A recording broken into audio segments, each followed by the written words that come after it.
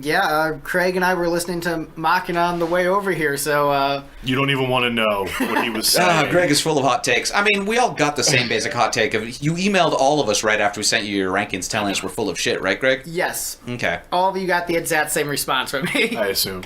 I'm curious, and we'll have to save it for the episode, but the Machina versus Machina debate. I don't know. I'm just calling it Machina because that's how Keenan kept pronouncing it on the earlier episodes. I have called it Machina most of the time. He's a Final Fantasy nerd. That's why he's saying Machina. Fucking nerd. Curious and Furious. The Greg Troyan story.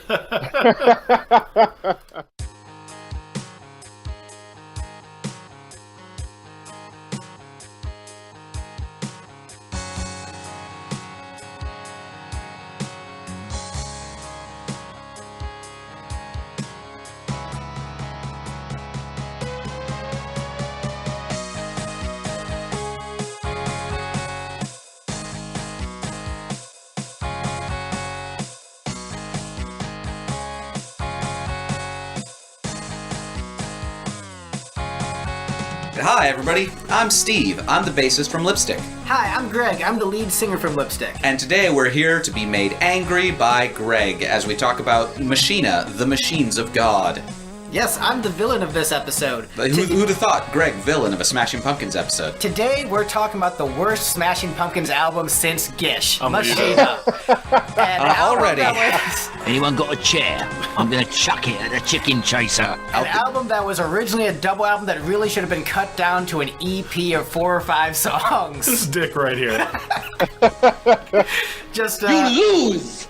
Good day, sir! Hot take button isn't actually useful, but whatever. I'm very close to Craig's. Neither are right Greg's now. opinions. No! This is ridiculous. So, admittedly, that's actually more of a joke. I'm actually fine with the album. But, it's my least favorite since Gish. That's not an unfair assessment. How did I end up here? I mean, I think it's I an drove unfair. you here. I think it's an unfair assessment in that Pisces Iscariot was in there, Yeah. and depending on if you want to count Airplane or not, like Airplane was a lot of filler. Oh, it's a good point. Alright, so if we're talking proper studio albums, I think Siamese is better. I think Melancholy, the good parts are better. That doesn't mean anything. Yeah, wait, The what? good parts of anything are better. Greg's hot take: The good parts Melancholy should have been an EP. The good parts of Paul Stanley lip syncing are better. That doesn't mean anything. That was 8. He lip synced very well. I mean, sort of. Sort of. Oh, there are several YouTube videos to the contrary, but I mean, yeah, he wasn't like good at hiding the fact that he was lip syncing, but he looked cool while he did it, I guess. yeah, well, that's a whole conversation for a whole other episode. So really, this is supposed to be a Kiss episode. Craig, we tricked you. Goodbye. We're talking about Psycho Circus. No, we're, Sham of a band. but yeah, we're talking about Machina, the Smashing Pumpkins concept album, the first concept album in their career in terms of, telling a narrative and story through the music. Except for the fact that they abandoned the concept halfway through the recording process, and it just became an album. So it's like the Elder of Smashing Pumpkins albums. I don't know. That's also not an unfair assessment. I feel like The Elder still tried to be a concept album. They still packaged it that way.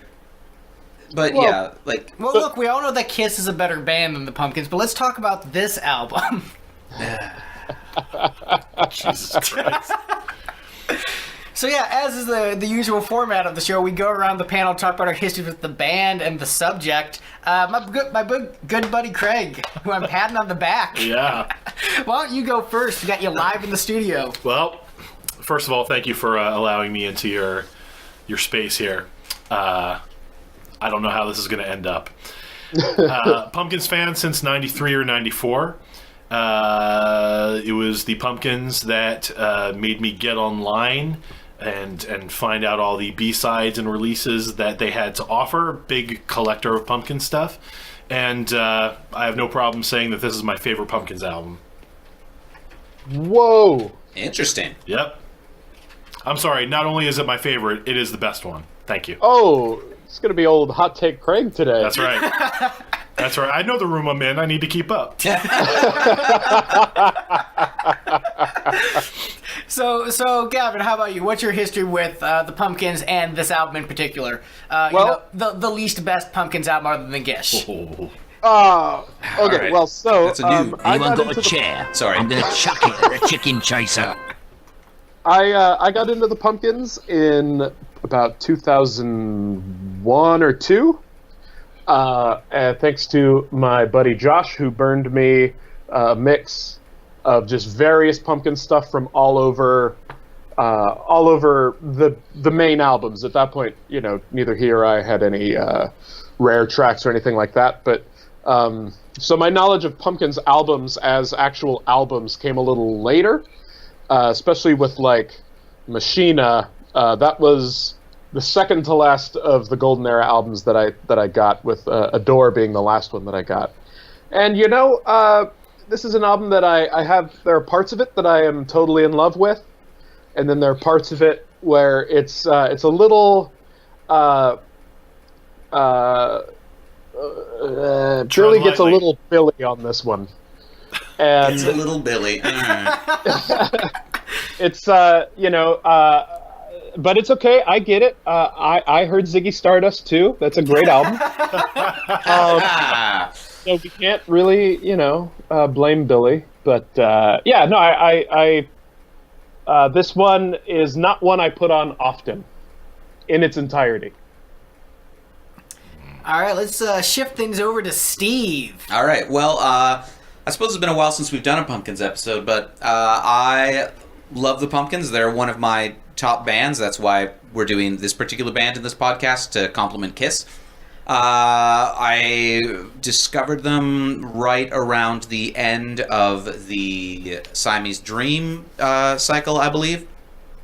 And so by the time this album came out, I had been catching up with the band because I was, I didn't have spending money as a kid, so I just got whatever albums I could for birthdays and Christmas.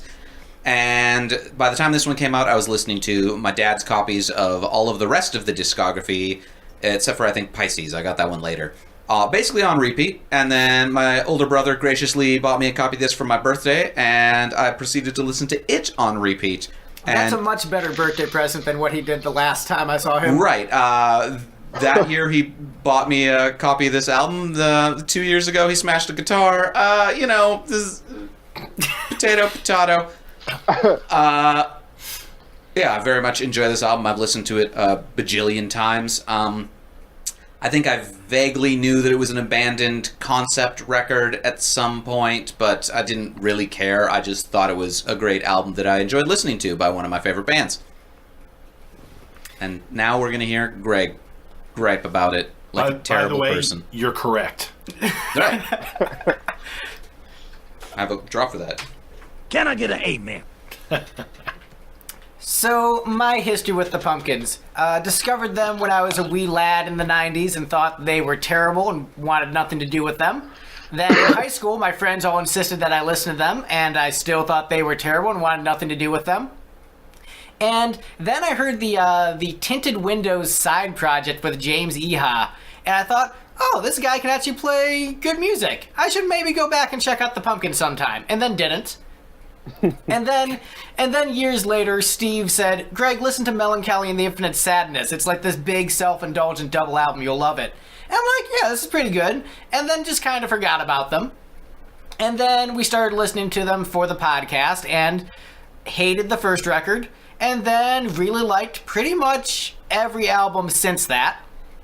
And when it came time for Steve and myself to go see the Pumpkins, I decided, I looked at the set list, like, you know what, I'm going to listen to Adore and Machina before we do podcast episodes on them, because, whatever, I like spoilers. So, cheated, listened to both albums, and then listened to the entire rest of the catalog, except for Machina 2. That's the only Pumpkins thing I haven't listened to yet. And this album, I actually think it's very good. I was mainly trolling. It's a good album. The thing with this album is That's on the troll button. this album is, Oh, shit. of all the albums since the first one, the hardest for me to get into as a listener. I don't think there's a bad song, but I think there's a bunch of songs that just don't really do much for me. And unfortunately, that's about half the album. Where if you put on any random song from the album, I'll say, yeah, this is fine, but it doesn't move me the way that a lot of other Pumpkin stuff moved me. There's some great stuff on this album that I really like that does move me, but a good chunk of it feels like the Pumpkins rehashing what they had done in the past, but not as well. And so it's kind of a mixed bag for me. And there's some of my favorite moments in the catalog on this album, and there's nothing I out and out hate like on other albums. But so much of it underwhelmed me that, yeah, I do actually rank this second from the bottom. So, yeah! Yeah. Something tells me that one of the ones that moved you is something we're all going to laugh at. Yeah, so the way that this the way that this show works for first-time listeners, each of the panelists votes on the songs. This might not be one to start on. Yeah, votes on the songs from best to least best. So even if I put the correct ranking of the album in terms of song quality, Everyone disagrees with you, Greg. It's never happened. if these savages disagree with me, the ranking might not affect what is the actual proper ranking of these songs. So it's based on group decision making and democracy, which, as we all know, is a flawed system. That's really what this podcast is. It's just like a sort of a social experiment demonstrating the failures of democracy. Right? We just need benevolent fascism. I was going to call for anarchy. So we're kind of opposed there. You want more government, I want none.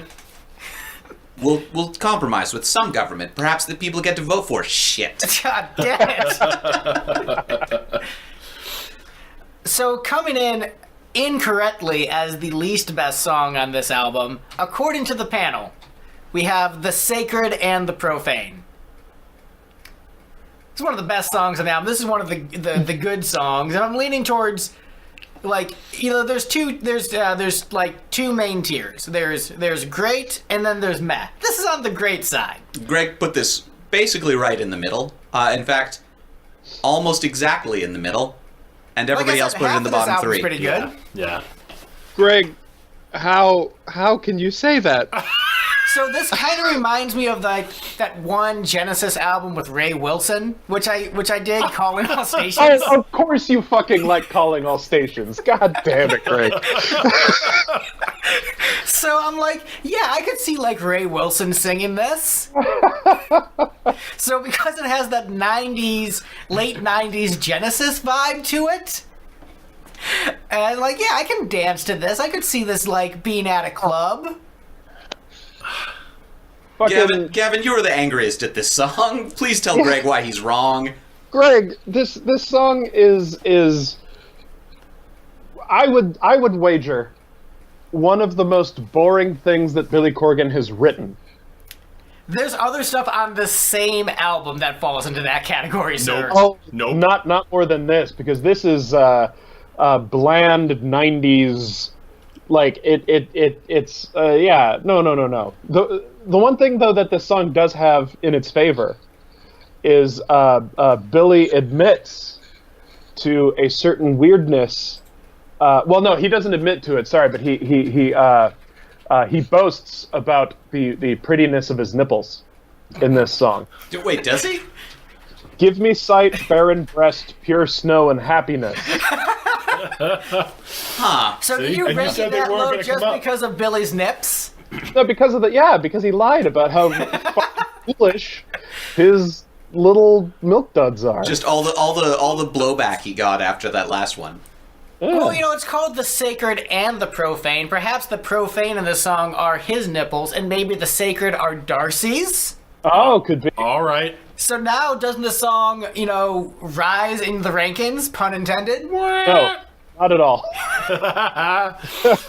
No, it's still awful. Yeah, I don't dislike this song, but it's just, of the songs on this album, this is the most fillery to me. So, I think it's catchier than a lot of the other songs on the album. Not sure what you define as catchy. Remembering the hooks. Go ahead, what is it? Na na na na na na. It's the Batman theme? Yeah. No, that was the end is the beginning is the end. I thought it was the beginning is the end is the beginning. Yes. Got it. Yeah, I have a hard time even, and I'm a very huge Pumpkins fan. Like, before I started listening to this album, like, on repeat, I don't know that I would have been able to, like, pull the chorus for you. And I've heard this album hundreds of times. I think the trick with the Pumpkins overall, as jokingly said, but, like, kind of serious, I'm mainly listening to them for the ballads. I don't think they're a particularly great rock band. Okay, first of all, that's dumb. Jesus. Yeah, Yes. Where did this guy come from? Like, I didn't even think that this was going to be my least favorite on the album. I can't remember exactly how I ranked it, but while I was listening through, I was Second like... from the bottom. Okay, yeah. Oh, maybe third. One of us ranked it second, one of us ranked it third. Okay. Yeah, I was like, this has got to be towards the bottom of the pile. Yeah, no, I dig it. I think it's great. Once again, would love if Genesis got back together with Ray Wilson and covered Oh, this. for fuck's sake. My head! My precious head! Well, you know that song that Genesis did with Smashing Pumpkins? Tonight, which one? tonight. Tonight, yes. Oh, that's right, yeah. Wait. Anyway, the sacred and profane. Kind of filler. Nobody really finds it that memorable except Greg. Yeah. Yep. Any other comments before we move on? Nope. Boring song. Yep. So now we have the actual worst song on the album, The Crying Tree of Mercury. I feel bad because I kind of agree with Greg on this one. Look, I'm correct. It's okay. How you doing? Craig is actually getting red in the face. No, no. This is not a hill I'll die on. But I saw song. the blood start to boil. It's beautiful in person. Yeah. Craig gave this one double-digit points. He's the only Oh, one. God. Everyone else, bottom three. Hot take, Craig. Yeah, I don't have an issue with this song. I don't think it's bottom three material. It's certainly not as bad as Sacred and Profane. Yeah, I don't know. What's the chorus to this one? This is the song I've been singing my whole life. See, that was fucking beautiful. It's like four Billies. It's like a choir of Billies. I hope that happens on future albums. Oh man, I That is- hope every album from here on out does that a lot. That is 8 Billy nipples right there. Is this a new ranking system? Like 8 I out don't of 10 Billy Nips? Yes. I don't know. I enjoy it. I think there are. This is one of the druggier songs on the album, and there are I don't know what you mean by that. better. Really? So wait, as the I mean, As it's a gish, for fuck's sake. as the straight edge person in the room, You're not maybe- the only one. all right. Well, this is of the druggy songs. This is also least explicitly about drugs. No, maybe. so my I mean, Glass and the Ghost Children is about drugs. my beef with this, and I think it's with a lot of the album. I think out of all the Pumpkins albums we've done, overall this might have my least favorite production, including Gish. I'll back that because the production Yeah. on this is shit. I kind of like that.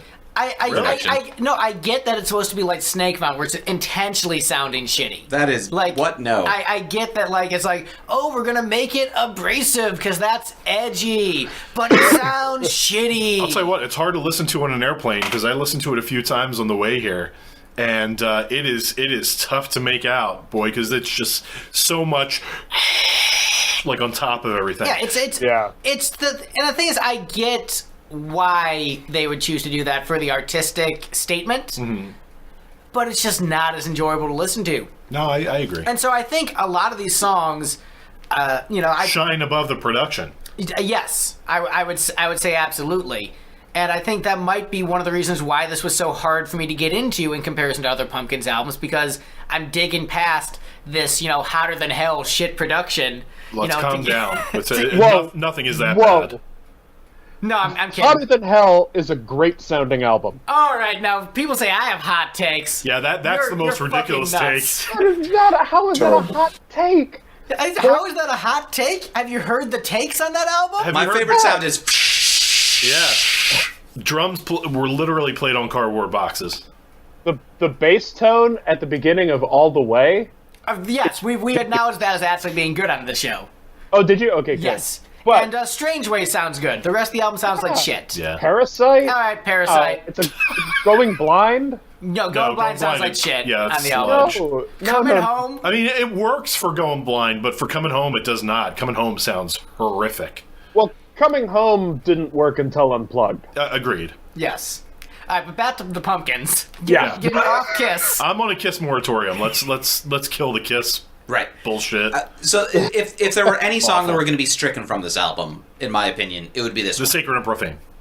No, I mean, if we're going to strike like all the filler, then yeah, I'll drop Sacred and Profane. But this is the only one that I'd be like, I feel like this album would be stronger without this song. Although I think a lot of that might be sequencing. Like, I feel like it sounds too similar to Wound and being right next to Wound. Wait, that this does? Yeah. Wait, yeah, how? What? I don't get that at all. I feel like they're Can you- melodically pretty similar. Sing Wound. You are. Right. As you Yeah. always were. And That now was the, sing Edith Crying Bunker. Mercury. Yeah. Which one was which when I just sang them there? It's just All right, generic so- Billy. Yeah, so Yeah. yeah. Jesus Christ. Wait, here's a third option. No, it's a mixture of the two. Pick one. Which Smashing Pumpkins song am I singing? This is a pro Pumpkins podcast, right? I think Yeah. so. It's just we're in the Uh-huh. early part of things where there's the songs that That's people true. aren't super That's true. excited about. And there's a bunch on this album to not be excited about. Oh Jesus, Gavin, what are you even talking about? I think Look, it's a I don't think it's it's a a bad 15 track album. There's gonna be some songs that even diehard fans are gonna be like, you know what? They probably could have trimmed some fat. On vinyl, it was 16. Ooh. That's right. Which song Oh. got added? Speed Kills. Oh, okay. That's a good one. I would say that I don't think there's a bad song on this album, but I think a lot of them, like I said, are just meh. This is meh. This is fine when listening to the album. It's the kind of song where if it came up on my Pumpkin shuffle, I might not hit skip immediately. It would take you a minute to figure out which song you were listening to, and then you'd hit skip. Yeah. For me, at the age of 27, it worked, and apparently it stuck around somewhat. That synth sound is, Boop, boop, boop, boop, boop. yeah, laughably ridiculous, I find. And I'm a guy who likes weird synth noises. Right? The You know, weirder I'm- the better. I like how Steve Yeah. just turned it into a Kraftwerk song. What I think this song Sweet. needs, if it was done by late 90s Genesis with Ray Wilson. Good God. What's next? I think we've covered this one. All right, I'm done talking about this crappy song. All right, so next up on the list, we have Heavy Metal Machine. That's fair. Yeah. I had it higher, but I get it. Yeah, I think... Yeah, this is the one that I would say the production really fails in. Yeah, Like, agreed. most of this album, I like the production on, but this one is just sort of a wash of noise, and it needs some real punch to it. But it's got a hook that saves it for me. Yeah, it's a good song, I think. Yeah. It's See, just- There's something there. This didn't- is, as far as Pumpkins rockers go, like, towards the bottom. Like, it's still better than, like, most of Gish. Oh, fuck.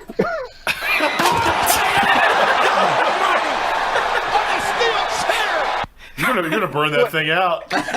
it's my X button, so I don't use it a lot. But the thing is, like, this song is just so, like, it just reeks of filler.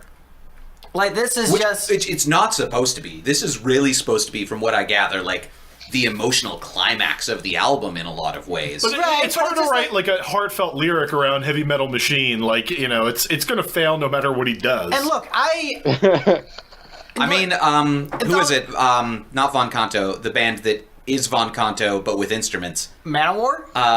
No, Sabaton. They've got a song called Metal Machine, which is all the lyrics are just titles of other metal songs, but they made it work. But Maybe that's what Billy should have done. Here's the difference, though. Like, this isn't even really like a metal song. This is a plodding alt-rock song with really shitty guitar tone. Yeah, And so when I hear a song called Heavy Metal Machine, I'm expecting something that kicks ass, and not this, like, plodding, kind of boring, middling song. Like, you know, to compare it to a Kiss song with Machine in the title, Ugh. War Machine, much better metal song with Machine in the title. No.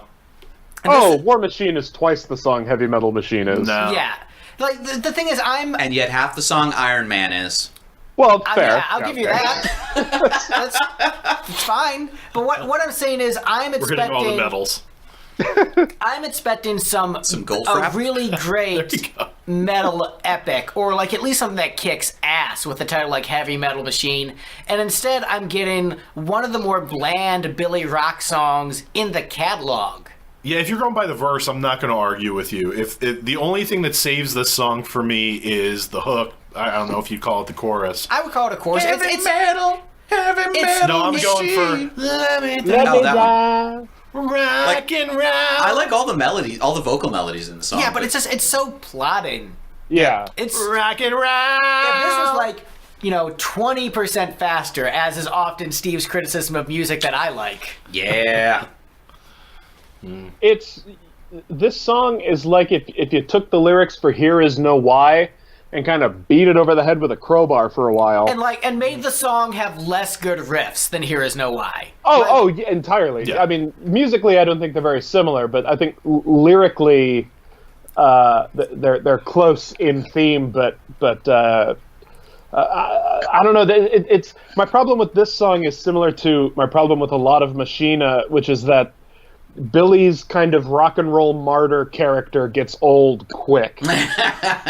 And the thing is, Billy's rock and roll martyr character isn't that good at writing riffs. Well, yeah, and he also claims that, like, I was reading an interview clip where he was talking about the line, if I were dead, would my records sell? And Billy said, oh, that just says that my public persona is so far down the line that people think I'm dumb enough to sing a line like that and actually believe it. Yeah. Yeah, Billy, if we hear you sing something, we're going to believe you. It's just. This is a Pro Pumpkins podcast. Oh, yeah, Throw no, that out I again. love them. Yeah, of course. So here's the real question. In the re-release that's coming up possibly this year, Yes. are they going to fix this one? You mean by, like, rewriting it? No, re-record it, just like with good... Well, wait, you haven't heard the Machina 2 version yet, Greg. I have not. It's if you don't like this one. Yeah, the Machina... You won't like the Machina 2 version No. either. Like, the thing This has got saving graces to it. That one does not. Like, this song, it needs to be faster. It needs to have a bitchin' riff. It needs to have a better guitar solo. Like, this is just, like... What this should have been called is, like, instead of Heavy Metal Machine, like, I don't know, alt-rock station wagon. You know? Remember, Greg, slow can be heavy. Yeah, I know slow can be heavy, but, like, the riff better be kick-ass. That's just such a boring riff. This is probably a bit faster than slow heavy. It's Yeah, it doesn't really go anywhere. I won't argue with you on that. like, I just want...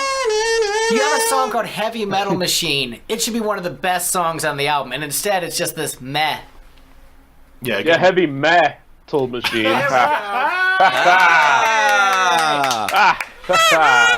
nicely done. Yeah, this isn't a hill I'm gonna die on either. I think we all sort of agree that it's like... Yeah. It's not really the best song. I think it's not that it's a bad song. It's just that it's a failure of the concept. Yeah. It's it wasn't... It didn't turn out to be what Billy meant it to be. But it's got a killer hook. I'd say it's a bad song. Okay, we should move on. All right, so next up on the list we have The Imploding Voice. Awful. I think this is one of the better up-tempo songs on the album. When I say awful, I mean to me another. It's I right like there this with album sacred and profane. I He like keeps this album touching more me than like you, I'm just Craig. going to calm me down. I put this in the same unmemorable category, and for me there are really only two songs. It's this and Sacred and Profane that I would take off this record. I don't hate them. I just think that they're quite a bit lesser than when it comes down to it. So this is the this is my fourth from the bottom, as have all of them so far been in my bottom four, which is convenient. Because this is the cutoff of like, if I were to cut the filler, Imploding Voice would be the last one. Those three and this one. But you need the voice of God, bro. Sure. So, okay. So again, I was saying, like, even most diehard of Pumpkin fans will probably admit that this album could stand to have some fat trimmed from it. That said, I'm really hoping that the re-release of this will be resequenced as the double album that it was meant to be, and I will buy it and be super excited. Do you think they'll give this back the original title? Wasn't this the one that was called Virex? Oh, I don't know. I think they started playing it live in when Jimmy rejoined, when they did that last tour with the four of them, right before this album came out. They debuted it, and I think it was called Virex then. Might have been a little different. Huh. But yeah, I don't know. Like, to me, it's just like everywhere you are. It's the melody I don't like. Like everything. I think the melody's great. I think it's good Christ! It's like an old folksy song. You think Honey Don't is a masterpiece? I mean, Honey Don't is great. No, it's vile. But I don't trust whatever. anything. You like Revolution Number 9, so whatever. Well, that's there's something there to enjoy. What? There's nothing. You just can't make it through the layers. I get through layers and layers of shit. Oh, it's like a cake made out of fecal matter. Like, yes, it's technically a cake, but it's a cake made out of shit. It's so much better to be in the room with them and watch this. Let me just tell you. The rage. It was worth the plane ticket. the rage in my face as soon as Revolution Number 9 comes up. You can't.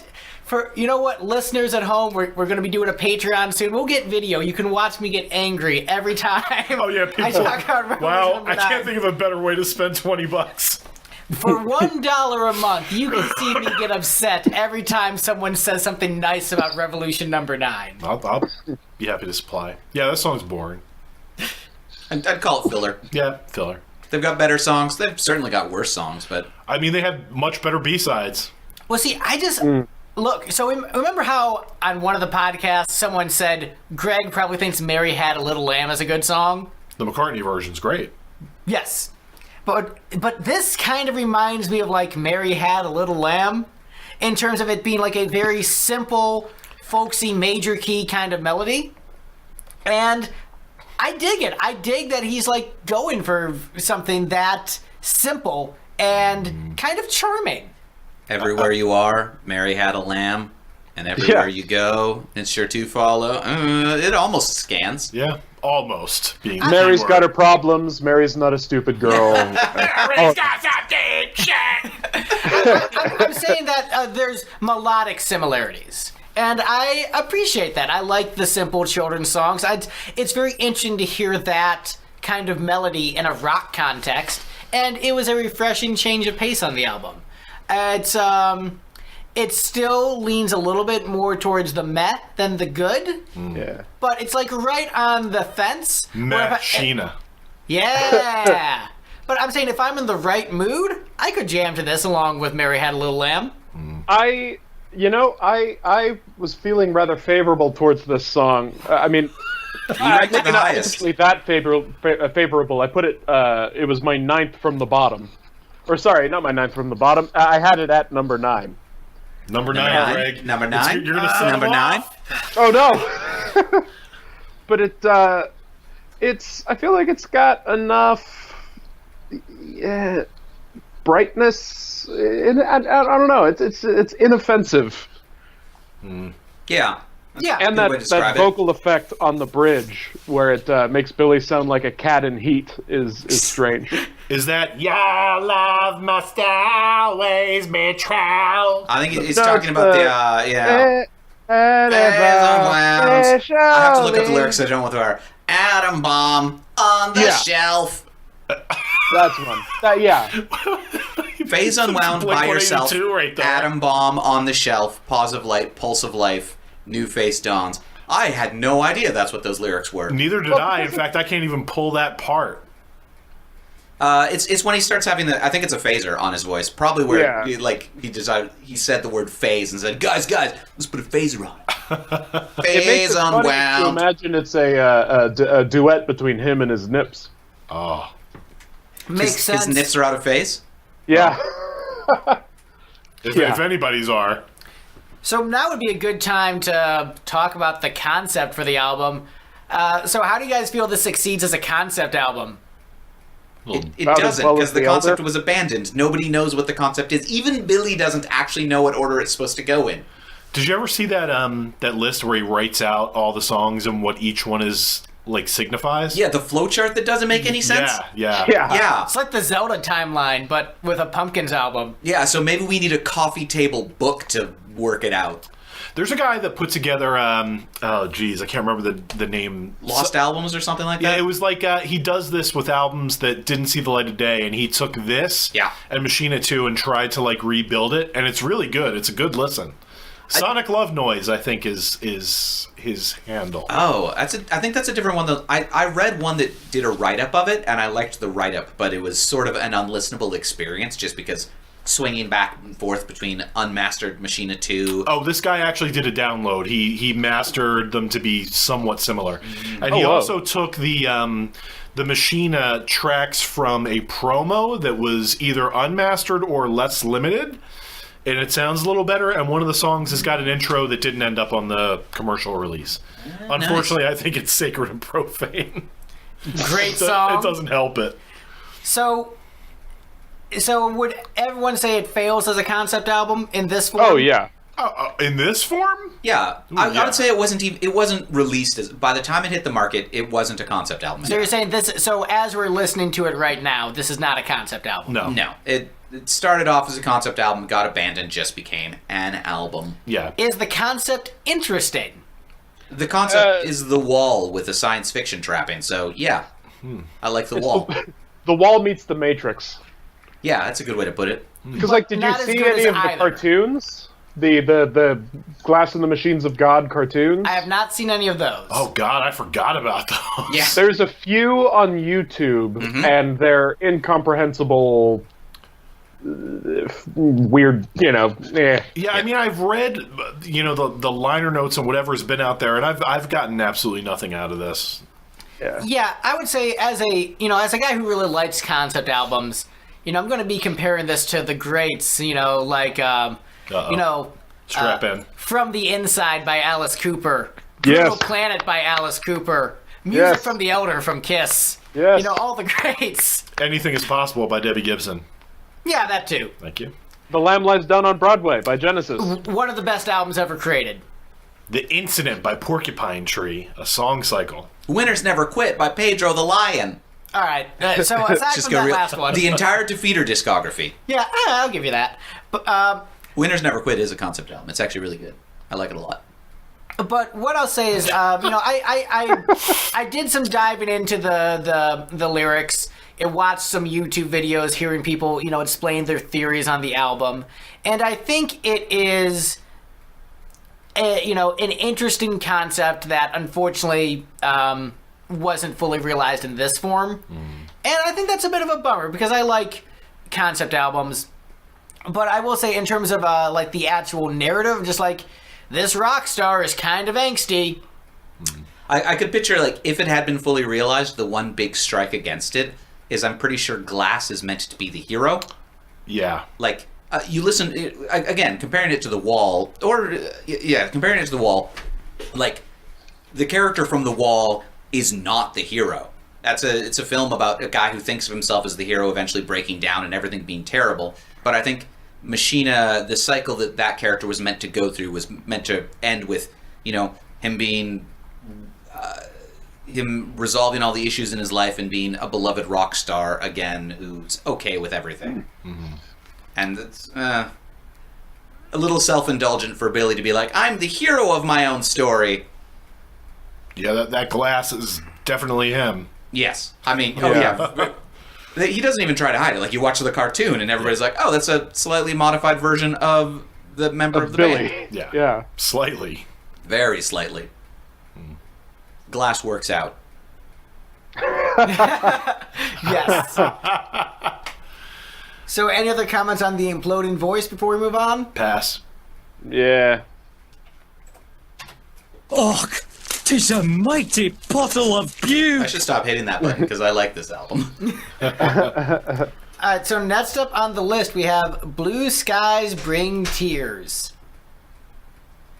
Okay. I feel like Blue Skies Bring Tears is a better realized version of what Heavy Metal Machine was going for. Like You this, mean like remarkably mediocre? No, like this big, loud, sort of apocalyptic thing. Like This it's about... big, loud, mediocre apocalyptic thing? No, it's good, though. I like it. Wait until you hear the other versions of this, Greg. There are at least 3. Oh God.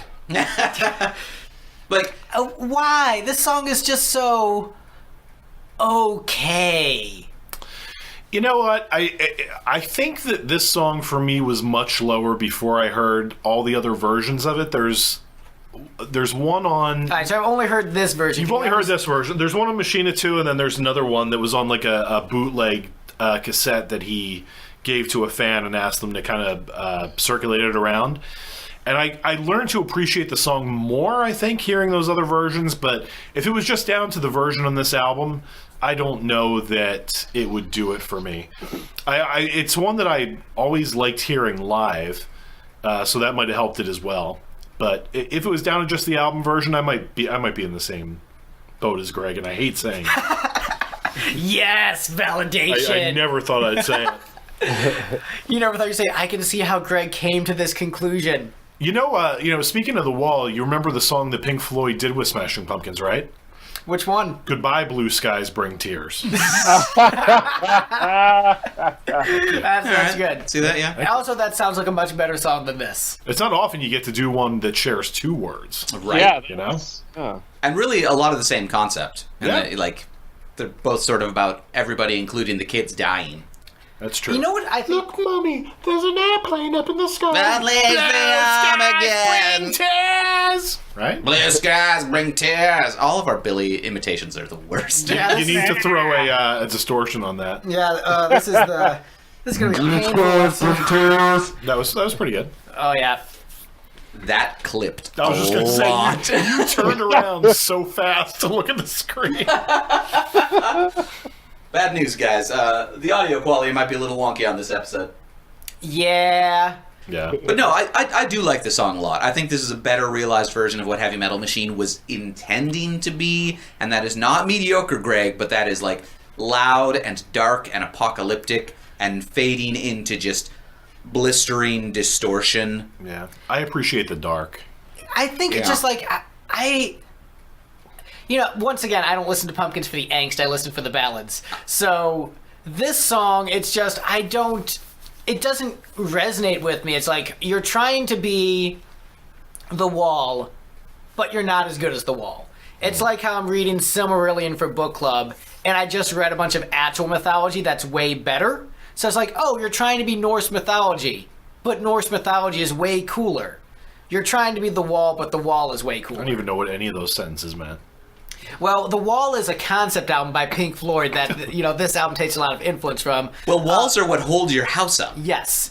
Norse mythology is are myths from Norway. You know, you've got like Odin and Thor. Have you You seen ever read the Thor comic books? Yeah, have you seen the Marvel movies? No. Okay. They're like the prequels to that. And Okay. the Silmarillion, it's like, what if Lord of the Rings had way more filler?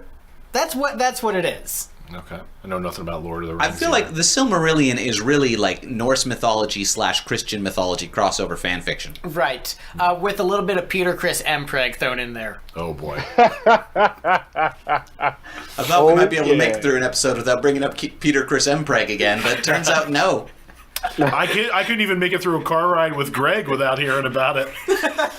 I'm so happy that has turned into a thing. He prefaced that conversation with Gavin brings so much good into the world, and that's the story he decided to tell. You're a fountain of goodness and light. Yep. Oh, well, wait till I don't know if you guys are Nick Cave fans, but I found a similar, not an Empreg story, but there's a Nick Cave / Blixa Bargeld story that is just hilarious. Well, I know what I'm doing when I get back to the hotel. Please tell me there's a bad seed double entendre in there somewhere. No, this story was too classy for that. Missed What a opportunity. letdown. Gavin, you need to send me these fanfics. It's been a few years. I'll have to find it. That might There be was an a episode similar of the one about show, just reading the fanfics. Oh, there's something to that. That'd be pretty funny. There's some Googling going down. Nick Cave fanfic. Love Me Connor, Love Me in Nick Cave fanfiction. Oh boy. Oh, Blixa Bargard, Nick Cave, works of our own. Oh, is that? Yeah, it's the one where they. 19 works in this category. Good Christ. There's one where they go to a carnival or a fair, and they're like this cute couple, or they're like, oh, they're both very lovey-dovey towards each other, and they end up going to the carnival. That's the one that I skimmed and kind of. I feel like you probably should have started with Got Milked. Is that a Billy Morris? Billy Corgan fanfiction? Nope, we're still on Nick Cave and Blixa Bargard. I would like a got milked Billy Corgan fanfic about his nipples.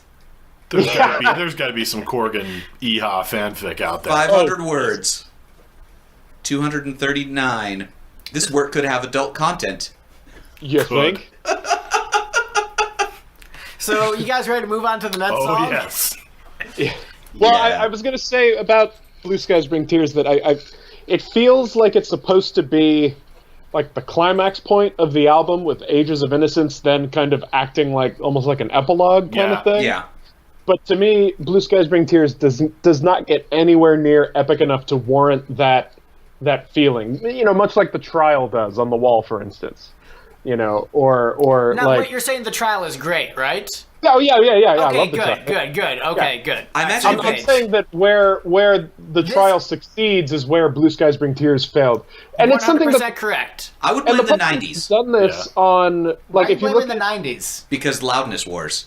Like this is squash production. Sorry, we're just sort of stomping all over you, Gavin. oh no worries. Like the production. Everything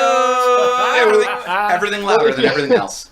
If you look at Gish and Siamese Dream, they both do way better with that kind of epic song than epilogue. So it's like a tried and true Billy thing, right? You look at Windowpane and Daydream, and then Silverfuck with Luna. Silverfuck had two, right? Sweet and Sweet Luna. Sweet and Luna, yeah.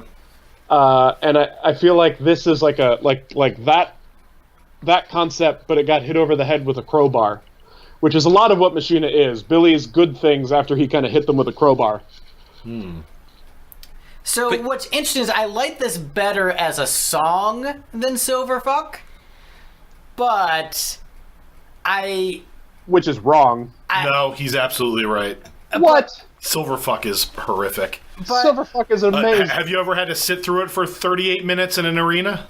Well, no, but I've sat through it for the 10 minutes on the album, and it's No. great. Yeah. this is just like, it's another... I like the idea of it more than I like what it actually is. I think I would agree for once with Greg. You could agree with me on the last one, too. Every Yeah, time this it's, is becoming a habit, Craig. every time it's going to be for Bad once. habits. It's like I'm like a virus, so because I'm sitting next to him, just like my opinions are slowly spreading to him. Oh God. Soon he's gonna be like, you know what, Bang Bang You is pretty catchy. No. Oh, Jesus. You will not get me to talk about Kiss. Like, what are the ones that are way too long on Earphoria? Because those are the ones I've listened to the most. Oh, why Over am I the Rainbow. so tired? Yeah, why am I so tired? And Over the Rainbow, the multiple 10+ minute live takes. Pulse Czar. Oh. Greg doesn't know these because we skipped that one. French Oh, movie you theme. skipped that one? No, Yeah. how's he going to hear French movie theme? I don't know. He's got 30 seconds to And- spare. and- I can send it to him And the sometime. best song on there, Bug Superstar. You say that like a joke, but you're right. No, I'm not joking at all. Okay, I'm- we're all on I the same love page. Bug Superstar. I'm willing to go back and do that one. You need to do the whole rarities and B-sides comp. There's still a ton of B-sides you haven't hit. Oh, hell yeah.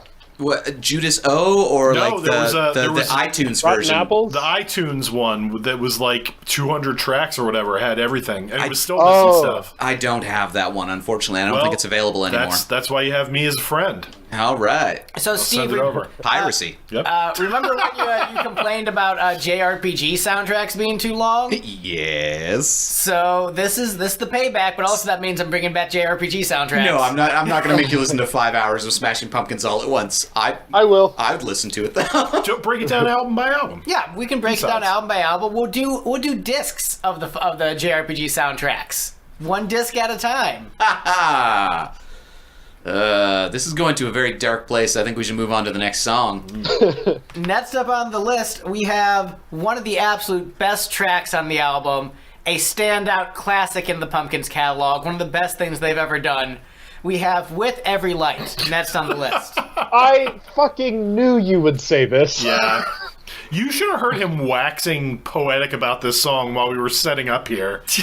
It was the most ridiculous thing I've ever heard in my life. I wrote in my notes, Greg will love this song. I wrote that in my notes. Look, Ma, the sun is shining on me. I actually really do like this one. Weirdly, I didn't rank it as high as I probably should have. Like, this is the one that's right above the cutoff of if I were going to trim stuff from the album, this is the last one that wouldn't be trimmed. But I think just like the bounciness is such great contrast with so much of the rest of the album. Like, just everything's dark and angsty, and then just like, yeah, bounce along with yeah.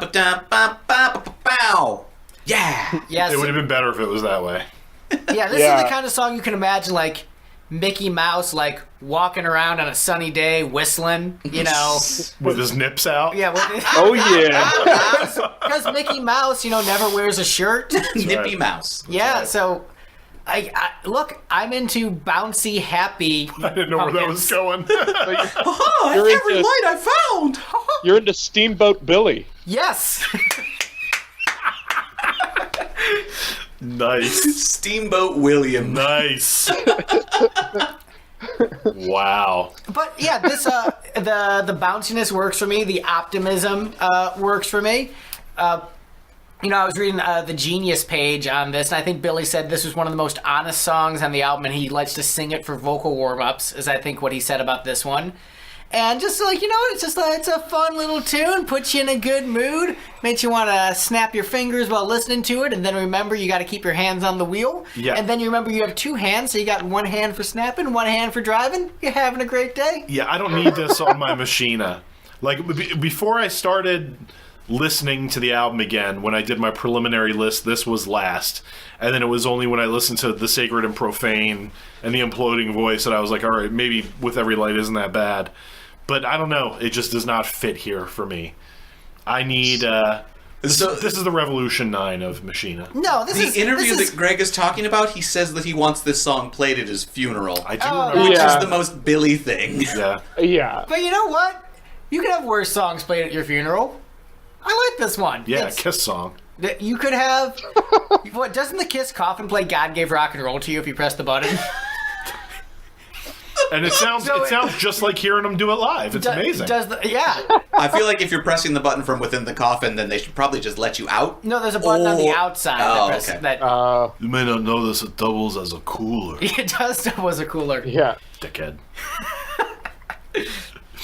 But yeah, I think this is one of my favorite Pumpkin songs. This is fantastic. Like, period? Oh, God. Like, if I'm putting together a playlist There's of... no way this makes it onto an 80-minute CD. It might make disc 2 of favorite Pumpkin Oh. songs. So No. if I've run No. out of the 80-minute CD, yeah, this could be disc 2. Which, No, there are definitely 30 Pumpkin songs much better than this. But Oh, there are easily. 30 Pumpkin songs I like better than this. Well, that's just this. Right. I don't know how this podcast happened. I made Steve listen to a bunch of Kiss, and he's like, I need to get back at Greg. Hey, you got the shit end of this deal, Steve. yeah, there's a lot of Kiss albums. Yeah, and a lot of them are bad. Oh, I'm Yes. excited to do Psycho Circus this weekend. Ugh. That's gonna be a fun one. Although in my Yeah. days when I did listen to Kiss, that album had my favorite song on it. Ooh. Was it Psycho Within? Circus? It's not. Journey of a Thousand Years. Correct. Aha. Interesting. Yep. But anyway, since we've talked about Kiss again, Yeah. do we have any Stop other... bringing them up. We're a little bit ADD here. Yeah. I think we're just all psyched for Psycho Circus on Sunday. We're all psyched. There you go. Coincidentally, ADD chords for most of the songs on the first 8 Kiss records. I mean, look, there's only so many notes. That's true. So, any other comments on With Every Light? Awful. You know, if I were to put together a best of album, this song wouldn't make it, but I think it's great on this album. It flows really well. Had some nice contrast. Sorry, Gavin? It's pretty, you know, it's sometimes, you know, but when I read the thing about him using it as a vocal warm-up on tour, it made me cringe extra hard because, you know, for those of you out there who have been on tours, it's lovely, but it's also monotonous and you get very annoyed by things very easy. And if I heard someone singing this song backstage every night before going on stage, I would want to kill them. It could be worse. It could be Speedball Jam. Just gonna say, how do you think Jimmy Chamberlain feels every night when he just hears through the wall, "Look, Ma, the sun is shining on me"? Just I get what you're saying. I mean, I will say I have a much better vocal warm-up song than Billy Corgan does. All My Lovin' by the Beatles. Oh yeah. But I mean, my vocal warm-up is to just go in cold because I'm a man. Man who doesn't play shows often enough to actually worry about these things. Yeah, but also you're a better singer than me, so like, look.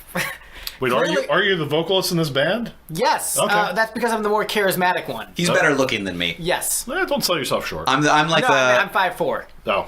I'm the Michael Anthony of the band in that I play bass and sing all the good parts. And, Right. Oh, I thought you were going to say I had like spaghetti stains on your shirt or something. Yeah, well, no, that too. And if Greg had a son, I would eventually be fired and replaced by him. Right, but conveniently, my stepson not good at music, so you're safe. What about podcasting? He's not good at that either. There are way more episodes about Echo the Dolphin since they got rid of Steve. Yeah. Is that a new hip thing? No, it's a video game from like the 90s. Oh geez, I don't know that one. That's like PlayStation 1 era. No, that's Sega Genesis. Yeah, same. It is a Sega Genesis video game where you play as a cute little dolphin exploring the ocean, and then eventually just turns into cosmic horror at the very end. Yeah. That's how you know it's a Sega Genesis game. Yeah, pretty much. Like, all right, you're fighting, like, you know, some, you know, kind of dangerous stuff, and then Cthulhu. Oh, which, by the way, Those lyrics, man. It's all about love and longing. Yes, and hobbits too. Is this a long? That's a hidden track, for Christ's sake. Sorry, Gavin, you were saying. Oh no. Speaking of, you know, this being a concept album and The Elder being a concept album, do you know the song that Ace and Billy wrote together for these respective albums? Of course, With Every Dark Light, yeah. With Every Dark Light, of course. Yeah. I think He had another joke about death, perplexing some, and just plain scaring most. I like the idea of just playing entire scenes of wizard people. Yes. So, next up on the list, we have Raindrops and Sun Showers. This song's Okay. probably not as good as I remember it being. I like it a lot. I've always liked this song, but I could see it being considered filler. I liked it much more in the year 2000. You know, I ranked this one above the Sacred and the Profane, and I really should have switched them. No, silly. Like, I mean, it's this one. The production sounds much better than most of the album, which I think is probably what helps this track the most. I think songwriting-wise, it might be a little bit weaker than some of the other tracks, but I think I didn't notice it because, like, oh, this is really good production. This is going to be a great CD. And then, you know, you hear some of the other songs, like, But I think it's interesting, its placement on the album, because I am so used to 70s rock albums where you put the big single as track 2. And so this is track 2 that isn't the big single, and then the next track is the big single, so it's like, oh yeah. Well, track 1 is the big single. Well, I'm Yeah. saying in terms of like the Big. when I say I think big Greg single, just showed his cards a bit. I mean, whatever. What, you know, what is objectively by far the best song on the album versus, you know, I'm just so used to that 1-2 punch, and this was like, it was good for keeping the momentum going, but when I knew what was coming next, it was often a skip. But I think it's still a good song. Like, when I actually forced myself to listen to it, like, yeah, this is one of the better songs in the album. But its placement, it's like, oh man, I would really rather listen to what's coming next than you. Sorry, buddy. Yeah, I think sequencing might hurt this one a little bit, but I think it's a pretty stellar song. But yeah, I agree. It's not a second song. I think sequencing helps it a lot, actually. 'Cause Yeah. there's a lot of songs that I think are pretty equivalent to it in terms of overall quality that are buried deeper in the album. But when you've just put the album on, this is track 2. You're not tired yet. Yeah. By the time you start getting to Sacred and Profane or The Imploding Voice, you're like, man, this album's a little bit long. You picked the right 2 to go with there. Yeah, but those are also some of the stronger cuts on the album. This is so. Oh, Jesus. This song is a great, I think, kind of universe or world building song almost. Tone setter, that's what I mean. I'm trying to figure out what world building is going on. The album doesn't take place in Chicago. It takes place in future Chicago. Future Chicago, where sun showers are a thing that happens, and that's a word that people in Chicago It takes know. place in Neo-Chicago, dude. All right, fair enough. Wait. There's a map you can find of there's a couple maps you can find of people who have different words for concepts, and one of them is, what do you call it when it's raining and the sun is out? And most of the Midwest, the upper Midwest, like Chicago, just doesn't have a word for it. And then the South calls it sun showers, and then Alabama calls it the devil is beating his wife because Alabama's a terrible place.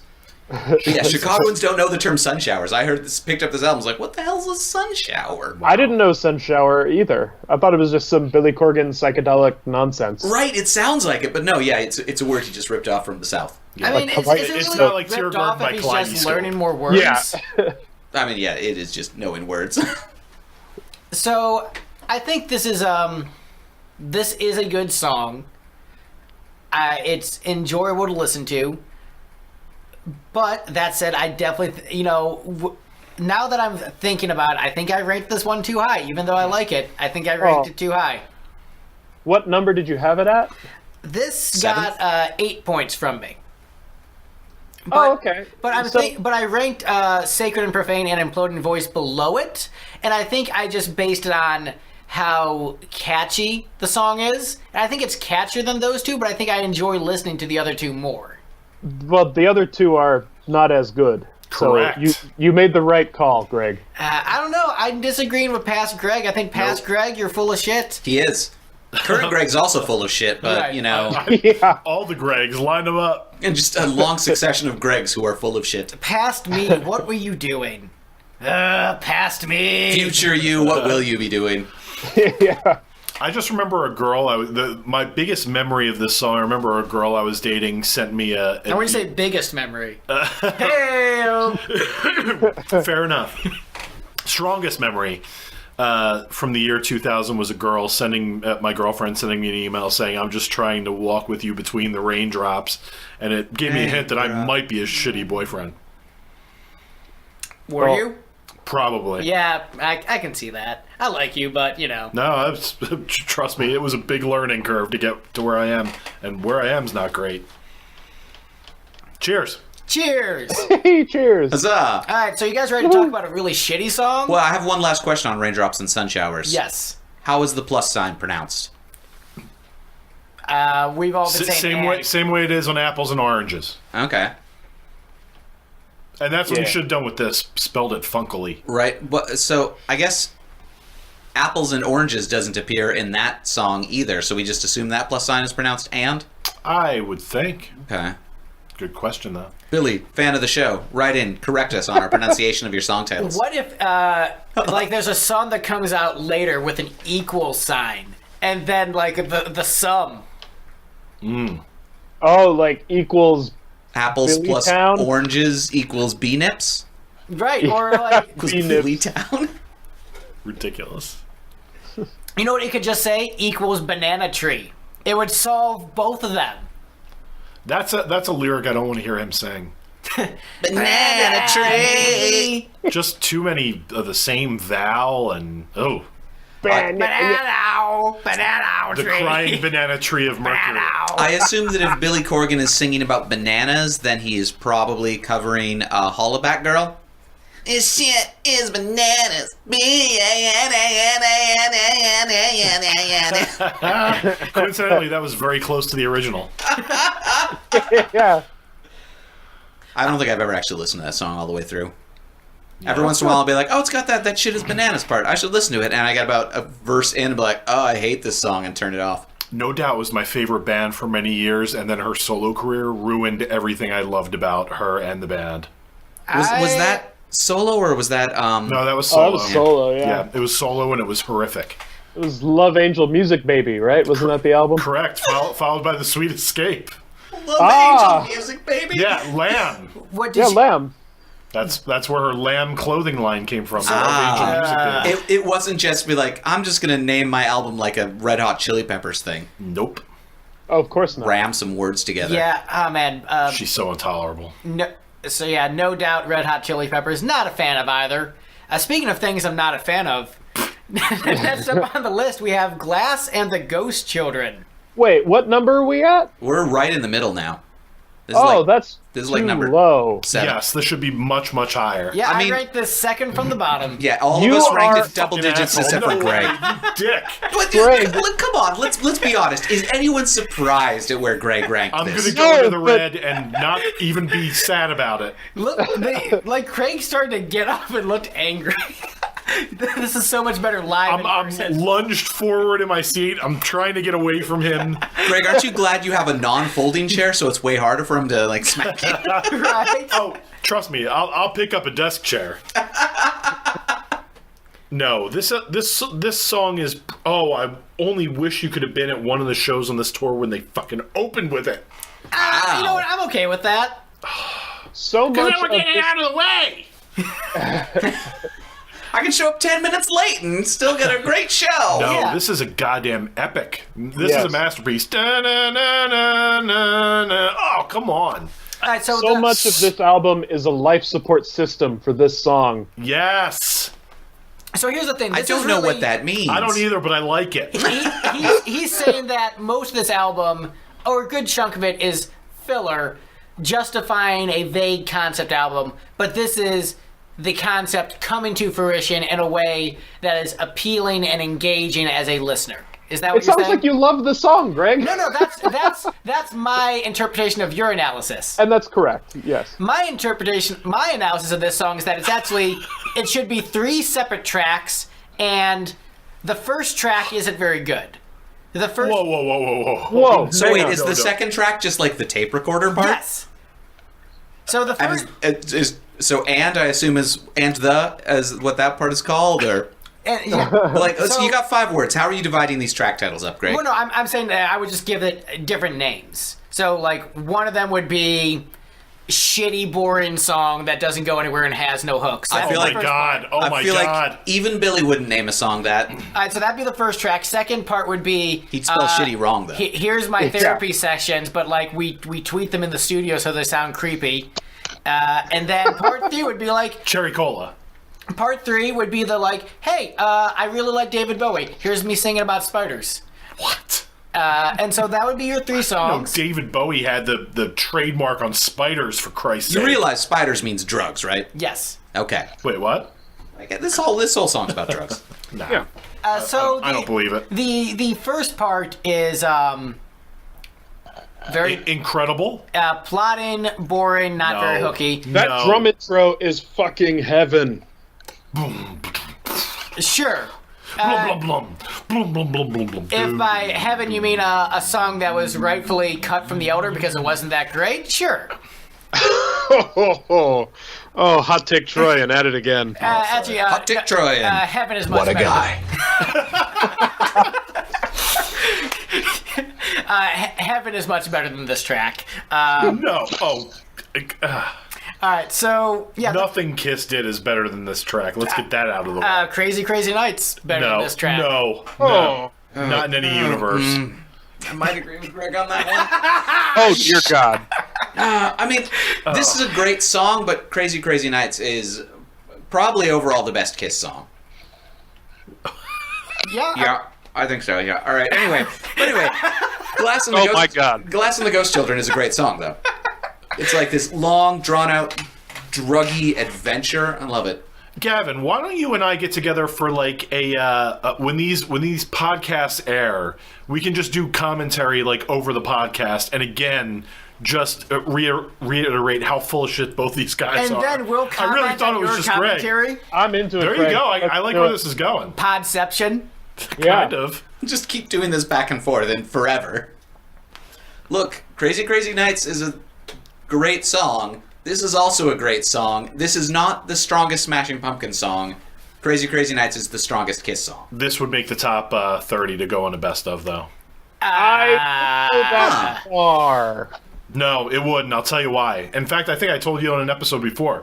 I made a Best of Pumpkins after this came out, two-disc affair. Oh yeah, didn't you do the long troll version of this? No, that was something else. That was Shame to annoy my friend Fritz. I made it like a 80-minute version because it was the song he hated most on Adore. I just looped it. But I crossfaded the Smashing Pumpkins Best of in a genius way. And the first track on disc 2 was Tonight Tonight, and then this Glass and the Ghost Children was the second track. And right at the last hit of Tonight Tonight, brought in that drum right as the last notes were droning out. What a sharp dun. That is a sharp downward spiral in quality. Oh, fuck you. Oh, Greg. Oh, it's so good. Oh, yeah, I'm going to make you listen to my best. You're taking the best Smashing Pumpkins song and one of the worst on one of their weaker albums. I'll take this over Tonight Tonight. I How's that for a wouldn't hot go that. take? That's That's a pretty hot take. All right. Stay in your lane, Gavin. I'm insane with anger. I put this as number 5 on my, on my list. I can appreciate that. I probably had it somewhere similar. 4 or 5, maybe. Yeah, I think. Yeah, you had it at 4, he had it at 5. Thank you. I had it at 6. So of the people who have the correct opinion about the song, I ranked it the lowest. Okay, I agree. So the trick with this is that, in general, I don't Why do think... we keep letting Greg talk? I don't know. Because him and I are sharing a mic, you can't cut him off without cutting me off. In general, I don't like Pumpkin's long songs. I think most of the time And they don't that's succeed. where you're wrong, because Look, sometimes they're amazing, like For Martha, one of the best songs in the catalog. So, Through the Eyes of Ruby. Yes. I totally remember what that sounds like. I had to, before I knew you guys, I had to like take a walk and listen to all of you like piss on poor Selena. Like, where is this even coming from? This is nowhere near as good as Porcelina. Well, I'll take Greg that. just really because loves that 90 seconds of silence. Poor Selena. The 90 seconds of silence at the beginning of Porcelina is better than this track. What about Silverfuck? You know what? Silverfuck, better than this Get track. the fuck out of here. I've never wanted to hit someone so much.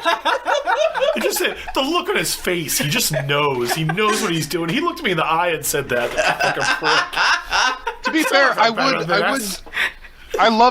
would take Silverfuck over this song, and I love Glass and the Ghost Children. But I still think no. I think the problem with Silly. this is that every time I got to this on my listen through, I'm like, fuck, I have to listen to this shitty song again.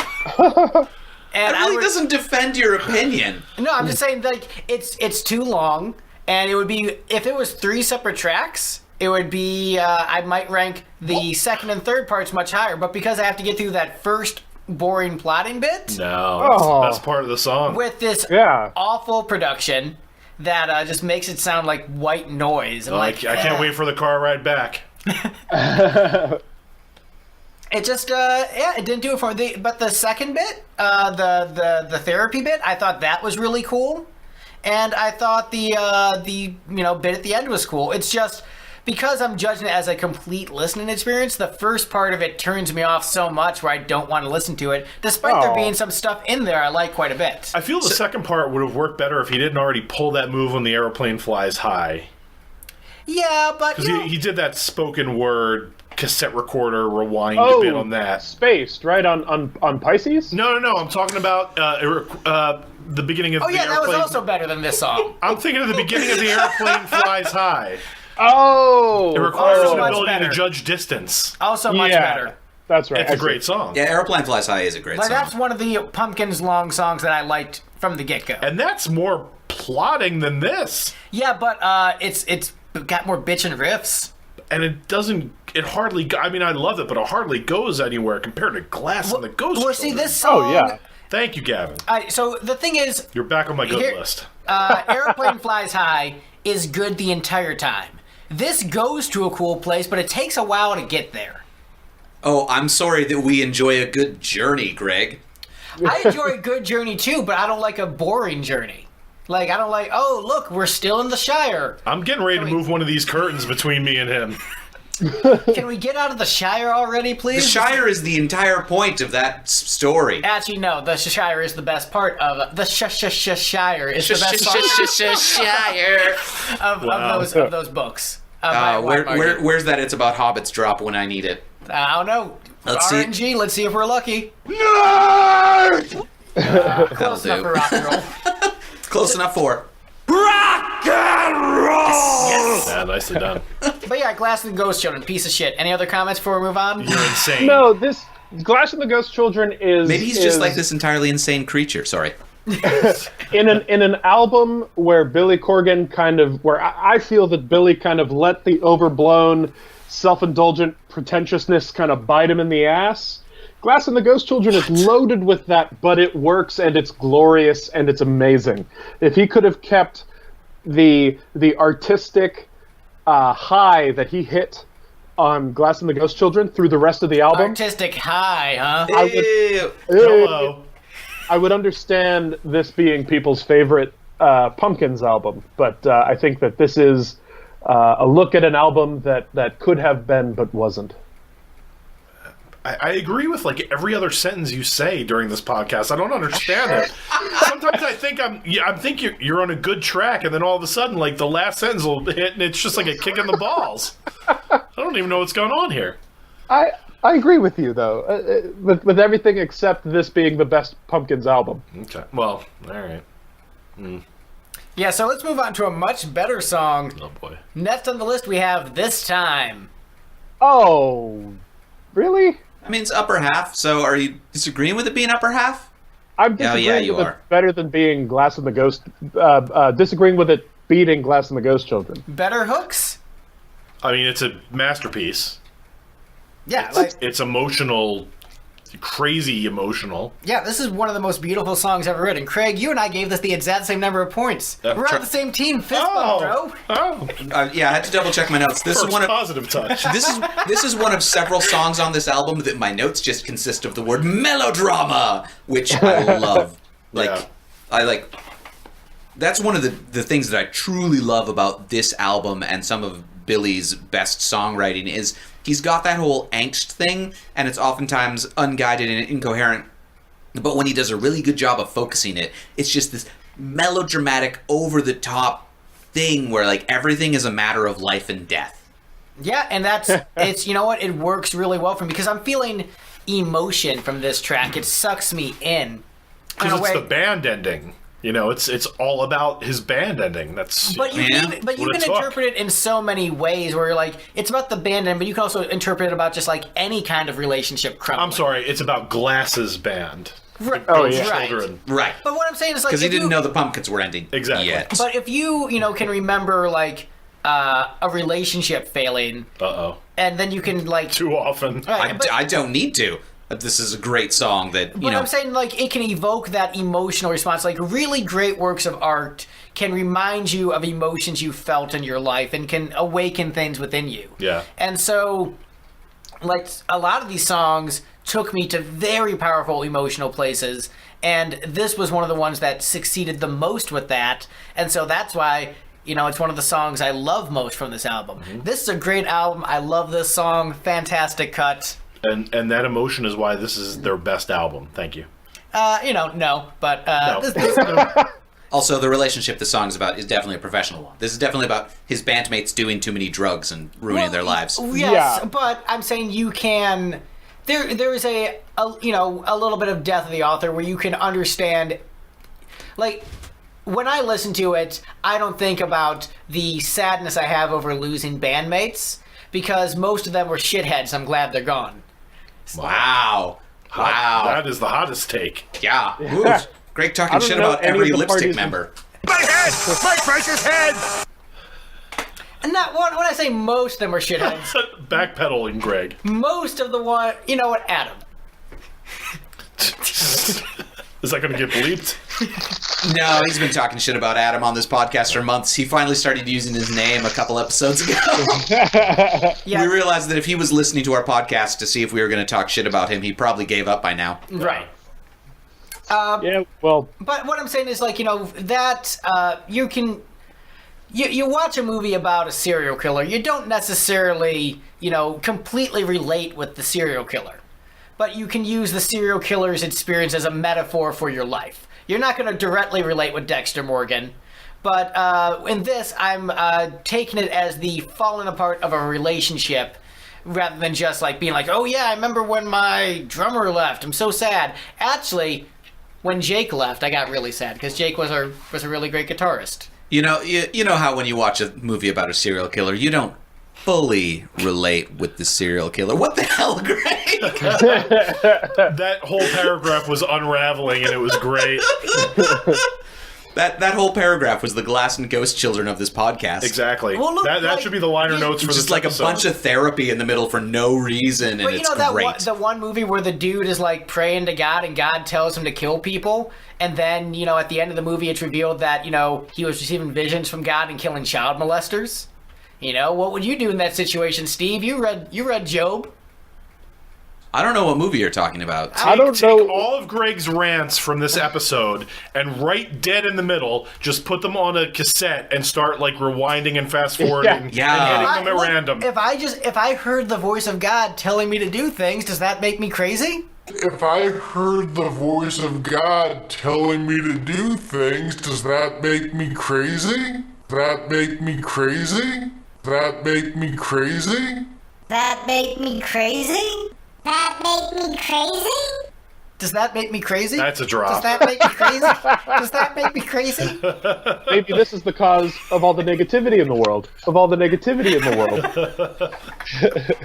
I mean, it's certainly the cause of the negativity against Greg. Yeah. I thought it was just me ranking Glass and the Ghost Children so low. Yeah, mostly that. Yeah. That too. Yeah, it would have ranked really high if it wasn't for me spoiling it. Yeah. Yep. Too long. But yeah, this time, great tune. It's alright. No. What? It's alright. Classic Paul Stanley song, better than most of the cuts on this album. It's alright is a better song than this time. Yeah, I agree with that. Nope. I don't remember it. It's alright. It's alright. Yeah, I wrote them off. Alright, so any other comments on this time? Or Paul Stanley's 1978 solo album? So as long as Kiss has already been brought up, so one thing that, one thing, like in a couple of the Kiss episodes that we've had Mike Walsh on, where like there's been back and forth about, I don't like the dumb Gene sex songs, and, you know, Mike kept on asking me like, well, what do you like in a song? And like, I like the melodrama of the life and death stakes of like, this song is about a professional relationship ending because the other person is on drugs and dying. We are all on drugs. I'm a big fan of there being stakes in music. Steinman-esque melodrama. Yeah, no, yeah. I got in a motorcycle crash and then my heart burst from my chest like a bat out of hell. Right, yeah. What does that mean? I don't know, but it is an awesome image. I'll go with that. So any other Shut down the comments? room. Any other comments on this time before we move on? Masterpiece. Yeah, it is. Great song. It's good. Yeah. So Gavin, where did you rate for Martha? Not as high as you guys. Cut them off. Oh, interesting. The next song Greg also spoiled the rankings on. Interestingly. yeah, because I ranked it super high. This is my number 2 on the album. All right, wait. I'm gonna let our guess. What do you think I ranked as number 2? Oh, Jesus. What do you rank? I'm going either... You each get one pick. Okay. All right, so I'm gonna each of you pick, and then I'll tell you if either of you are right. Try. All right, Craig, what do you think it is? That was going to be my pick. Can I go with the same? Or Yes, because you are both correct. Really? That is my number 2 on the album. Wow. That's because you saw him do that melodramatic read of it at the Pumpkin show. I saw the song live, thought it was great.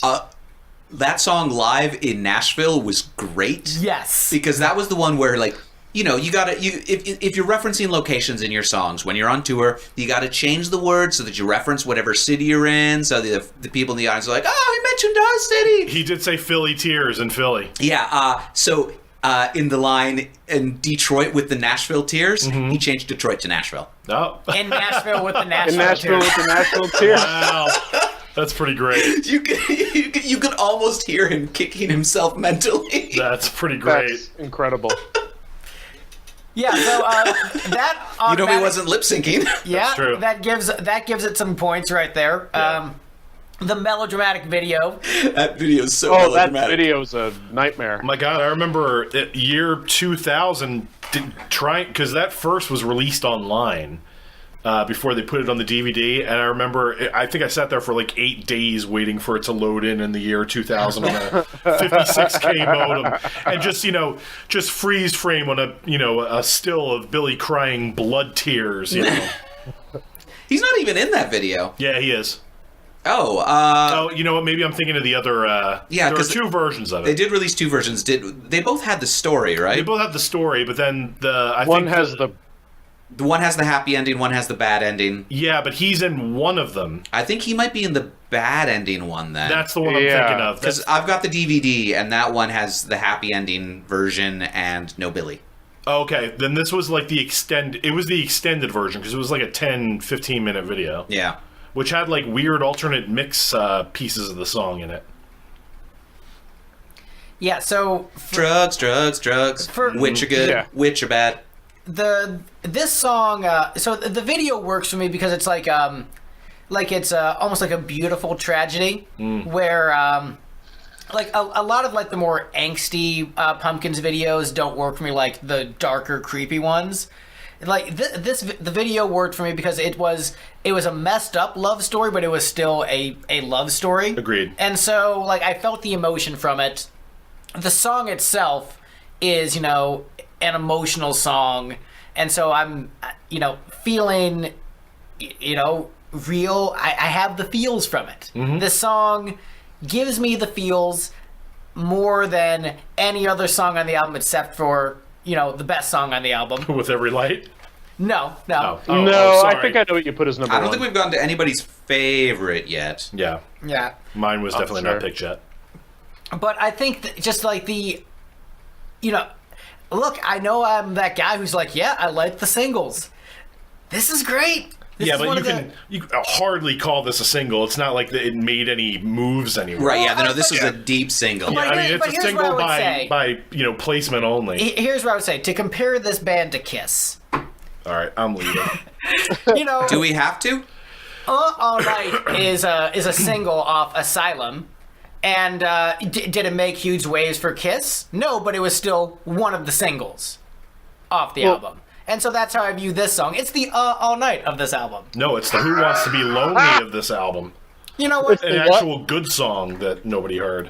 I mean, Who Wants to Be Lonely is great. It is. Who Wants to Be Lonely is an amazing song. Yes. I mean, it was when I was a Kiss fan. I'll never listen to it again. Well, you can still enjoy it, though. No, I totally wrote those fuckers off. I'm done. After the lip-syncing fiasco? Yep. Sold all my Kiss records. I saw that on Facebook. Yeah. Got rid of all my Kiss shit. Dang. Yep. I won't stand for that. I won't stand for that bullshit. You may not know this, but there are artists out there that they go up on stage and they lip sync, and they should tell you that and on the ticket. But you should love this song because like this was a song that they combined in a collab with Kiss. What song are you talking about? Try. They with the Asylum album, they did Try Trial by Fire. See, now that's very well done. Yet another joke about death, perplexing some and just plain scaring most. But yeah, this is a great tune. This is a standout cut in the Pumpkins catalog. One of their best songs. Agreed. I was shocked they pulled it out on this tour. On the current tour or on Shiny No So Bright? Shiny. Or no, I'm sorry. The one that we all saw. Yeah, That was Shiny No So Bright. Yeah. I'm just thinking because the album tour, I guess it's got a different name. But yeah, Because they already used the name. yeah, exactly. But yeah, I mean, it was very weird that they pulled the 3 singles off this record to do, but like Adore, they only did like one of the singles. So it was a shocker to me that they pulled Try out. I thought they'd do something else from this record if they were going to do like 3 songs. Did they only do one song off Adore? Because they did For Martha. They did 3 songs from Adore, but only 1 single. Oh. Because the others were Crestfallen and Perfect, and they did not play those. Yeah. But anyway, I digress. Try. Genius. Yeah, it's like... Wait until you hear the first version that was on Machina too. I'm looking forward to it. I just like this song. Just there's a bunch of songs on this album that really remind me of like a relationship going sour and like trying to cling on to it. And so it just those songs brought me to that emotional place and really worked for me. And then like I'm an angsty rock star and here's me doing drugs. Like I didn't care about that shit. So you like Pop-Tarts. It's times like this I really regret that we don't have Courtney Love as a guest on the podcast to tell us how many of these songs are about her. She is glass. She is both glass and the blonde woman. Yeah. She is both the sacred and the profane. He was counting the spiders as they crawled up inside her. Oh, gross. That's an image. Counting the Spideys as they crawl up inside me. Steve, you ranked this the lowest. Oh, did I? Yeah. I mean, Damn I don't dislike it. It's a great song. Fuck? Wait, how low did you put it? Because I thought I put it criminally low. I put it smack dab in the middle. Yeah. All 3 of us put it smack dab in the middle, except for Greg, who was like, this is number 2. Oh, number 2. Because I have it at number 8. So, honestly, this should be a solid 2 places lower than it is. I mean, it's tough because this is their best record, and it's really tough to rank these things. Look, I'm just glad it's above Glass and the Ghost Children. Well, I have to wonder if you'll like the other version better, because I think the other version might have even more heartfelt lyrics than this one. Maybe. It doesn't scan as well. Yeah, I think the Pop-Tart and all that stuff was this version. I think the original didn't have the Pop-Tart lyrics. It also had Tokyo, which doesn't fit. Yeah, that's right. It's how you move, cuz. What? The original version. Oh. Original lyrics. It was on the Untitled single. Oh, and God. I think it's on Machina 2 also. It might be the same one. It's on Machina 2. But it's the same one that's on the Untitled single? Yeah, along with Age of Innocence original version. That's right. I had that single, and that version of Ages of Innocence is excellent. Yeah, I agree. But Try in a lot of ways, I think, is kind of like if Perfect got hit over the head with a crowbar. I see a pattern here. What? I see. I'm gonna put this out there. I noticed that the songs I ranked the highest on this album, for the most part, would fit in well on Adore. The ones that weren't super smashed. Yeah. So, like, they're like, think about it. Like, I like the ones with the more electronic-style drum beats and the more ballady vocals. So, really, I just wanted Adore 2. And what I got was Machina instead. And Machina 2. Right? Yeah. So, really, they took it. Double your fun. I mean, I feel like Machina 2 feels a lot more like Adore than Machina 1. I agree, hell yeah. I'm pumped. Yeah. Well, you're also going to have to deal with shitty production on a horrible vinyl rip. Yeah, but look, it's going to be more like Adore, so it'll be great. Yeah, we'll see. We'll see how angry you are at White Spider. I'm going to guess very. Do you think that's going to be the one? I suspect so. Not Soul. I forgot about that song. Soul Power? I mean, depends on how Greg interprets that lyric. He's like, this song has no soul or power. You might hate that one, yeah, dude, I did force you to listen to an Al Green album for this podcast, so I've got opinions on that shit. Yeah, it's true. Is Is their cover of Rock On Machina 2? I forget. No, it's just on Rotten Apples. Oh, okay. Because the I don't David know Essex song? Yeah. I've just That heard. sounds like it's either great or terrible, and like there's no in between. Terrible. I mean, you've heard a lot of Pumpkins covers, so They were Yeah, doing it you know how live. they do. On that last tour, they were doing it live, and the studio version ends up on Rotten Apples, and I don't know where it came from. I just thought of something amazing that I want to happen, but probably won't. Uh-oh. All right, so that's Smashing Pumpkins tour. Billy Corgan covers Black Diamond, but lip syncs it. Actually, from what I hear, the intro to Black Diamond is one of like the two things he does sing live on this tour. Yeah, He as I actually sings a understand good it, chunk of the set live. Steve can No, attest to that. that's not true. yeah, he was doing a lot of live. Like he came out on stage at the show that we saw and immediately began missing notes. I was like, well, no way they tracked that. Well, he's singing the first verse of Detroit Rock City, the intro to Black Diamond, and his croaky ad libs. Oh, yeah! and only a very little bit of the 100,000 years. Do you feel right?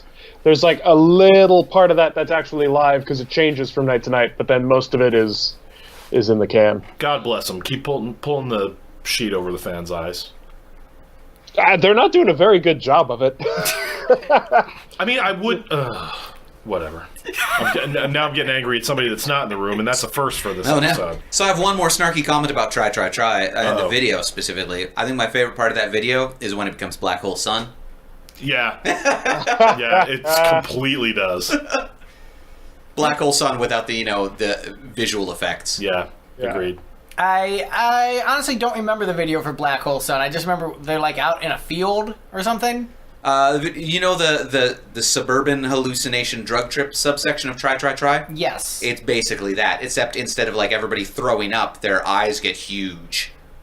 That just sounds kind of shitty and lame. Wow. Too soon. It's true. Chris Cornell is dead. Show some respect. Yeah. Fine. That guy who was in a shitty and lame band was talented, I guess. Wow. Whoa! So I mean, That's a hot take. we can forgive him for Audio Slave. Actually, you know what? Big Dumb Sex is a great song, so never mind. Well, I'm glad you made peace with All of Super Unknown is great. Yes. No, they have a couple okay songs. I don't like Black Hole Sun. I really dislike that song. Wow. It's a beautiful song. It is. Meh. Oh. Recycle bin. We don't need this all to just disappear. Just Greg. Alright, so Next song. Next up on the list is one of the more mediocre songs on the album. We have Age of Innocence, next on the No, list. Yeah, Greg? right? Greg. F these guys. this is, mostly Greg, a little bit Craig. This song is You don't like it either? This is the direct-to-video sequel of Tonight Tonight with a lower budget No. and just worse What does that writing. even mean? It means like it sounds shittier. So like if Why Tonight? Why is that the one you're going for? It has like nothing in common with it. Yeah. It has A lot of lyrical similarities. a lot of lyrical similarities, some melodic similarities, some drumming similarities in I the don't patterns. think so at all. Look, just because Jimmy Chamberlain is doing a 4 on the floor rim thing. Yeah, and you've got that like the arpeggiated guitar chords. Are they? Yeah. Yeah, he in the bridge. Yeah. Yeah. So Yeah. I'm saying it reminded me enough of Tonight Tonight. Like, oh, that's a much better song. I'd rather be listening to that. I've never Never made a connection between this and Tonight ever. This is the song I've probably listened to on this album the most. I'm sorry for that. Because he starts it at the end. And then so I can finish it that much faster. Exactly. Wow. But I have no friends here today. So this is actually probably the song I've listened to the most. I mean, go ahead, Gavin, and then I'll tell my story. It's the perfect bookend for the end of the golden era. Yes. For the end of the era, people giving a shit about the Pumpkins. Yes, for the end of Billy's relevance. God, every sentence got worse. Right? But So this is the Save Your Love of Pumpkins tunes. Well, I was thinking more Journey of 1,000 Years, but Or no, it's the Then She Kissed Me of Pumpkin songs. even better. But it's so. I feel like everything you guys feel about this time, I feel about Ages of Innocence. First of all, it's Age of Innocence. Sorry, yes, you're right. You love it so much, you just want more of it, I don't including more letters. Jump on them too much. To be fair, he never says the name of the song in the song, so whatever. Yeah. So, Age plus Innocence. I think we can all admit that the Ages of the Innocence is, incredible song. The end of the Ages of the Innocence. Yeah, exactly. Orange is apples. So like Gavin, this is probably the song off this album that I've listened to the most, and that is because my senior year of high school, I got a piece of sheet music and I laboriously transcribed this song so that I could give it to our chorus teacher, because she was like, well, we're trying to figure out what your graduation theme is going to be. So I transcribed this and I handed it to her like, this song needs to be our graduation theme. 2 guesses as to which song she went with. Year 2000? No, so we're talking like a graduating class of 2003. Okay. What alt-rock song did she pick as our graduation theme? 2003. Yes! Wow. Oh, good perfect. riddance. Oh, yeah. And I was super disappointed. I was like, I don't think you even considered the song that I suggested, rather than the one that half of the class already used for our 8th grade graduation theme. Man, I've got a wider gap for you. Isolate that. Here's your college graduation was good riddance? No. So high school graduation, we had 2 songs as the potential for the graduation theme. One, "In My Life" by the Beatles. And what we ended up going with was 5 for Fighting, 1,000 Years or 100 Years, whatever that shitty song is. Wow. So I was this close to having the Beatles as my graduation song. But no, we got that fucking 100 Years bullshit. So who here got, As We Go On, We'll Remember... anybody have that one? No, Oh yeah, nobody. no. I graduated way before that. Yeah, thank God. I don't even remember us having a graduation song. I remember a prom song, but I don't remember a graduation song. Oh man, our prom song was Here's to the Night by Eve 6. Wow.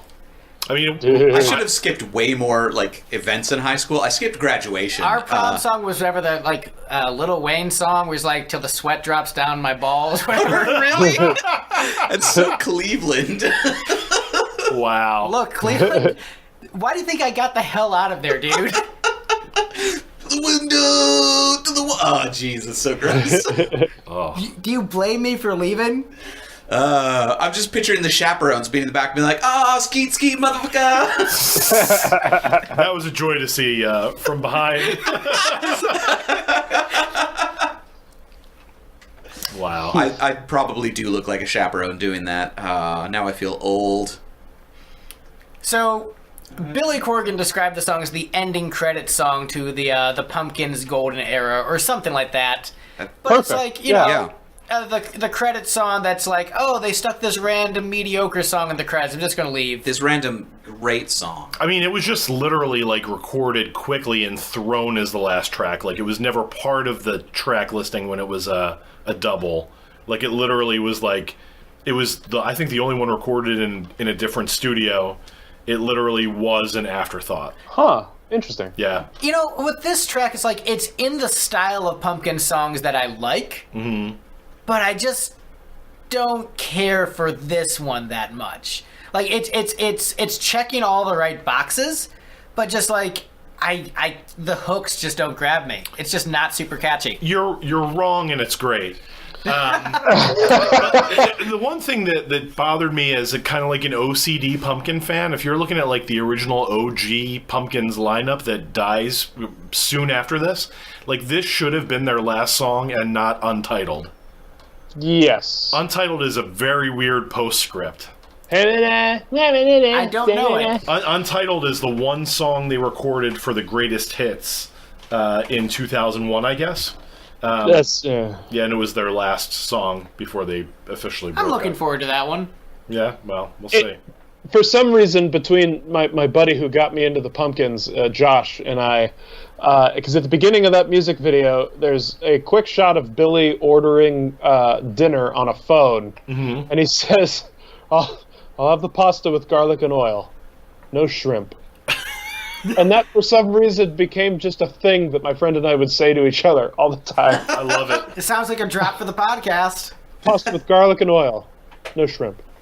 Because my I'm friend, kind of hungry. my friend and I have tossed around, choice quotes from Euphoria Oh, hell for 20 years or more. yeah. That's a great video. I'll take a bottle of anything and a jelly donut to go.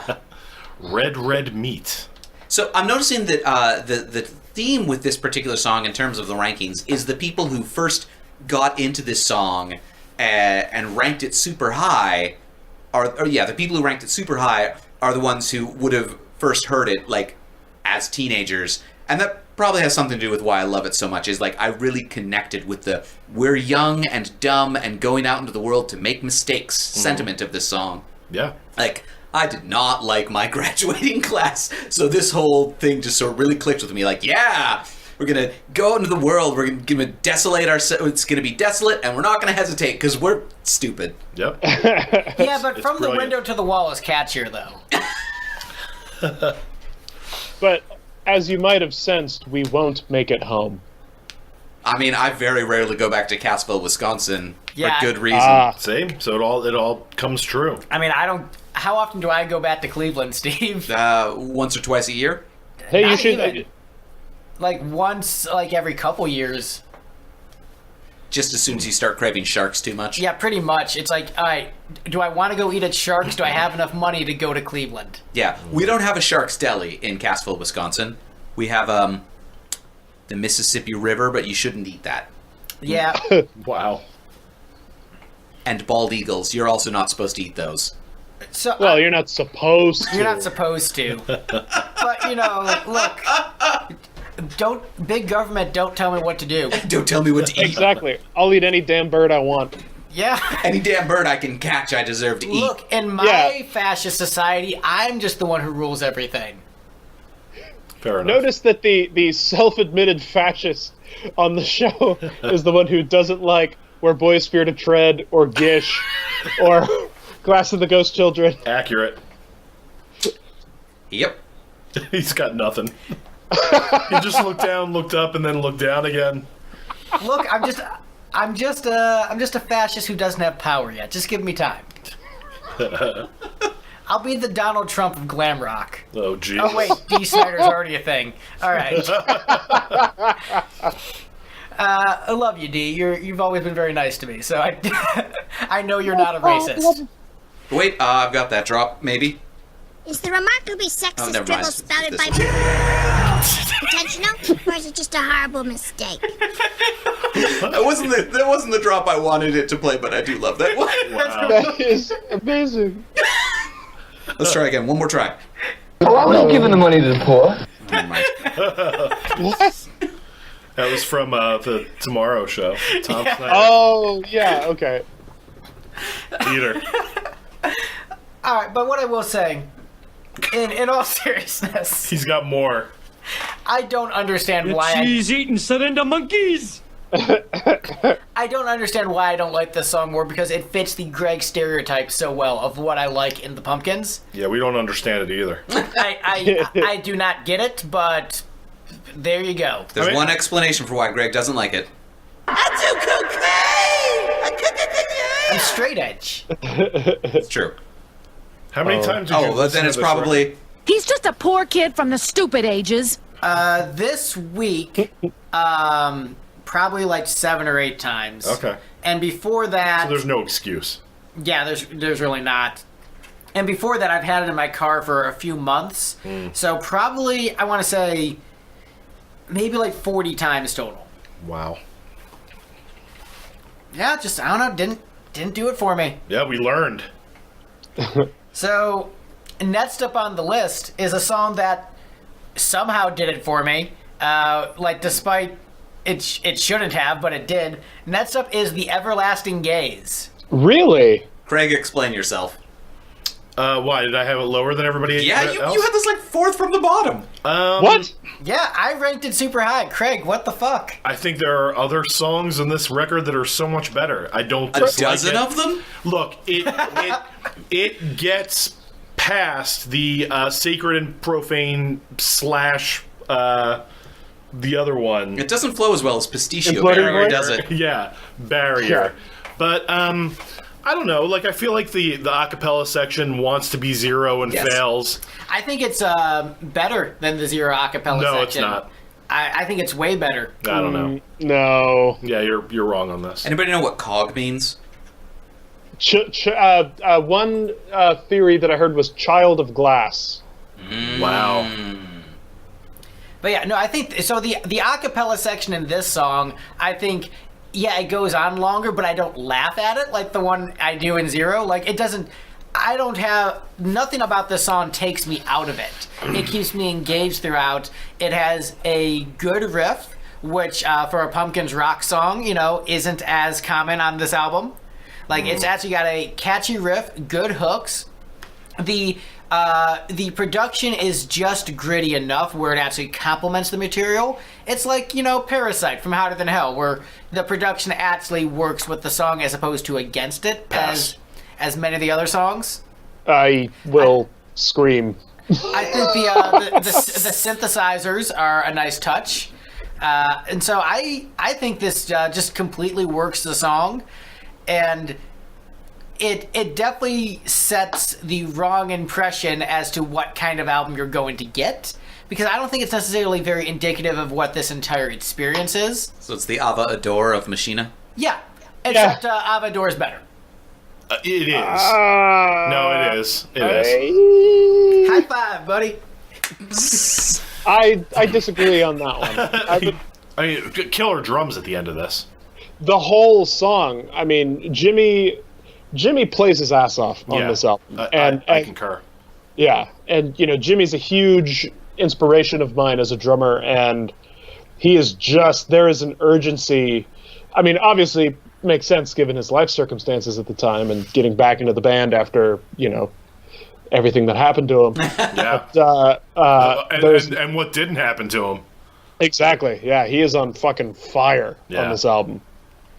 And yeah, trying to play like the ending of that song of Everlasting Gaze is just ridiculous. Yeah. Just he's so sneaky with what he can get in, and it doesn't sound overly busy. Oh, I could talk for hours about his drumming. Oh, it's a great song. It's not one I reach for, whereas everything I put before this are ones that I would actually like play if I was just looking to listen to some random Pumpkins. Yeah, I think it's a standout cut from the album. It's weird for me because, like, when I look at this side by side with Age of Innocence fits the stereotype. The song you should like. Right, the song I should like. In the same way where I should not like Carnival of Souls as much as I do. But for some reason, it's a top 5 Kiss album for me. It was top 2 when I was a Kiss fan. Oh, yeah, I mean, it mentions Billy Corgan in it. It does.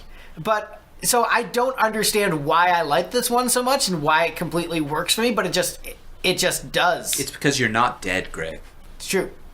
But you're just living in your head. Joke really didn't land. Whatever that means. So, if you look up the lyrics online, I think a lot of places don't show it as an abbreviation, but the liner notes definitely it was C.O.G. Oh, I don't remember that at all. Wow. Yeah. That's why I've always been like, well, this got to stand for something, right? I remember on the old. I don't know if you guys ever visited Shiva, the Pumpkins fan site back in the day. It used to be blammo.org was the address. Luna was the one that I used to go to. Oh, that was a good. I like that one. Yeah, that was the first one I ever found. But someone on the forums, maintained that Cog was Child of Glass. Smashing Pumpkins forums are not great places, though. No. I remember. You're saying they might have a toxic fan community? Oh, good God. You mean a bunch of angsty 90s kids would be toxic? I am shocked. It's a good thing I was sitting down when I heard this revelation. That's true. You should go in there and give some of your opinions. I like the Kiss fan judging Smashing Pumpkins fans. Look, I judge Kiss fans too. That's true. Oh, it's hard not to. Yeah, tell me about it. I am one, and I think we can all agree none of us are as bad as Tool fans, right? Oh fuck, they're the worst. Yeah. What a But like, Wow. the great. Let me explain the Fibonacci sequence to you, though, guys. My first drummer was a huge fan of Tool, and it was so fucking painful. Wow. It was like, oh my god, this is just awful. This is just so bad. Like, yes, I get that what they're playing is difficult. I don't care. Oh yeah. I don't care. I don't care if you're playing something difficult. Play something I want to listen to. I don't care. I like Honey Don't and With Every Light. Yeah, I don't care. I want Honey Don't With Every Light and Bang Bang You. I don't want this bullshit. Wow. Counting is hard. Anyway, so Everlasting Gaze. I think this was absolutely like the song they needed to lead this album with. It needs to be the lead single. After Adore and everybody was sort of grumpy with them for doing this super soft introspective album, they needed to get out the gate just totally kicking ass. Yeah. Which is what this song does. One could say they needed to have a Creatures of the Night. I guess. Yeah, actually, that's a pretty apt comparison.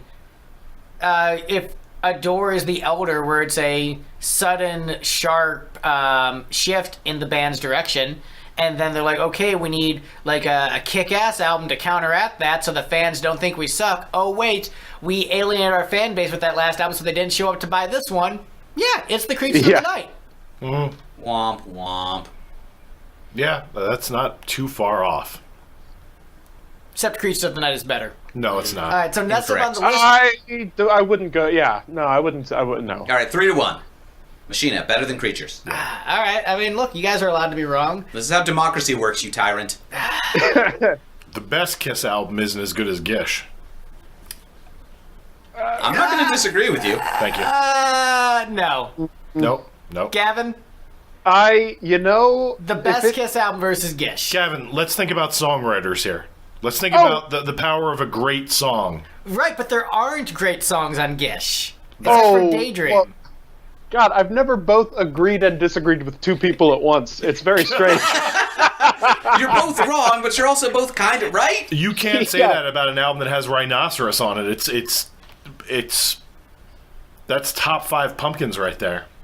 No, are you doing it like golf rules where like it's actually bottom 5? I don't even know what that means. That's Yeah, silly. it doesn't actually make any sense, Greg. I'm confused. I don't know where I am. What are we talking about? You're in my house, Greg. Oh yes. Sorry, what I'm trying to do is, like Billy Corgan, who alienated himself from the listeners with his concept album, and Glass alienated himself from his fans, I am trying to alienate you from me, and succeeded. I'll take Troy in. I'm insane with anger! That one is so loud. Yeah, alright, so next up is Wound. Masterpiece. Melodramatic masterpiece. Song. Yeah, it's great. Alright, next up on the list. I'm shocked everybody had this so fucking high. Everybody had it at double-digit points. I always thought for years I was the only person that liked this song. No, it's great. The rhythm section is noticeably good on this track. Oh, I would love to hear isolated drum tracks for this song. Oh, it's so good. It's another one Jimmy's playing his ass off on this tune. Is this song Billy at his most whiny? Vocally? Yes. It's up there. Yeah, I mean, this has got to be the pinnacle. Maybe that's the similarity I'm hearing between Crying Tree of Mercury and Wound, is that he's pretty whiny on Crying Tree, too. Yeah, maybe. I think he might even be more whiny on this, but I still love it. Yeah, I think this is just, unlike Crying Tree, this has a good drive-in tempo to it. Yeah. It's far catchier. The instrument playing is great all around. It's got major it works chords. as a song. Major chords, always a plus. Well, not always. So To my last. it's another one of those tunes that fits in with the melodrama we mentioned and the sadness over relationships, where I think this album really succeeds. Yeah. So this track works for me. Yeah. I don't have too much to say about it because it fits in pretty Because much. we all agree. Yeah, well, we all agree. Nothing to argue. But the thing is, That's a good pod. it's is that what we are, Steve? The guys who say good pod? Yep. I learned it from you, all right. Look, look, everybody knows that just like a bunch of guys, agreeing that something is great is an enjoyable thing to listen to. Agreed. Yeah, I will say maybe to stir up a little, stir the pot a little bit to in the parlance of a whatever. But I was trying to think of a way to refer to Three Sides, and I couldn't think of one. Shitty podcast? Yeah. Intolerable? Yeah. All of the above. But hardly produced. I don't get. I don't get how they have so many bots listening to them. Like, you'd think like some of the bots would just like crumble under the low quality of the show. The jealous ingrates who tear this world down to spite Gene above. Yeah, with his own love. I mean, it's not really love with Gene. It's his dick, but with his own dick. Ew, that. Man, remember how we existed for like less than a month and Three Sides started a feud with us? Yep.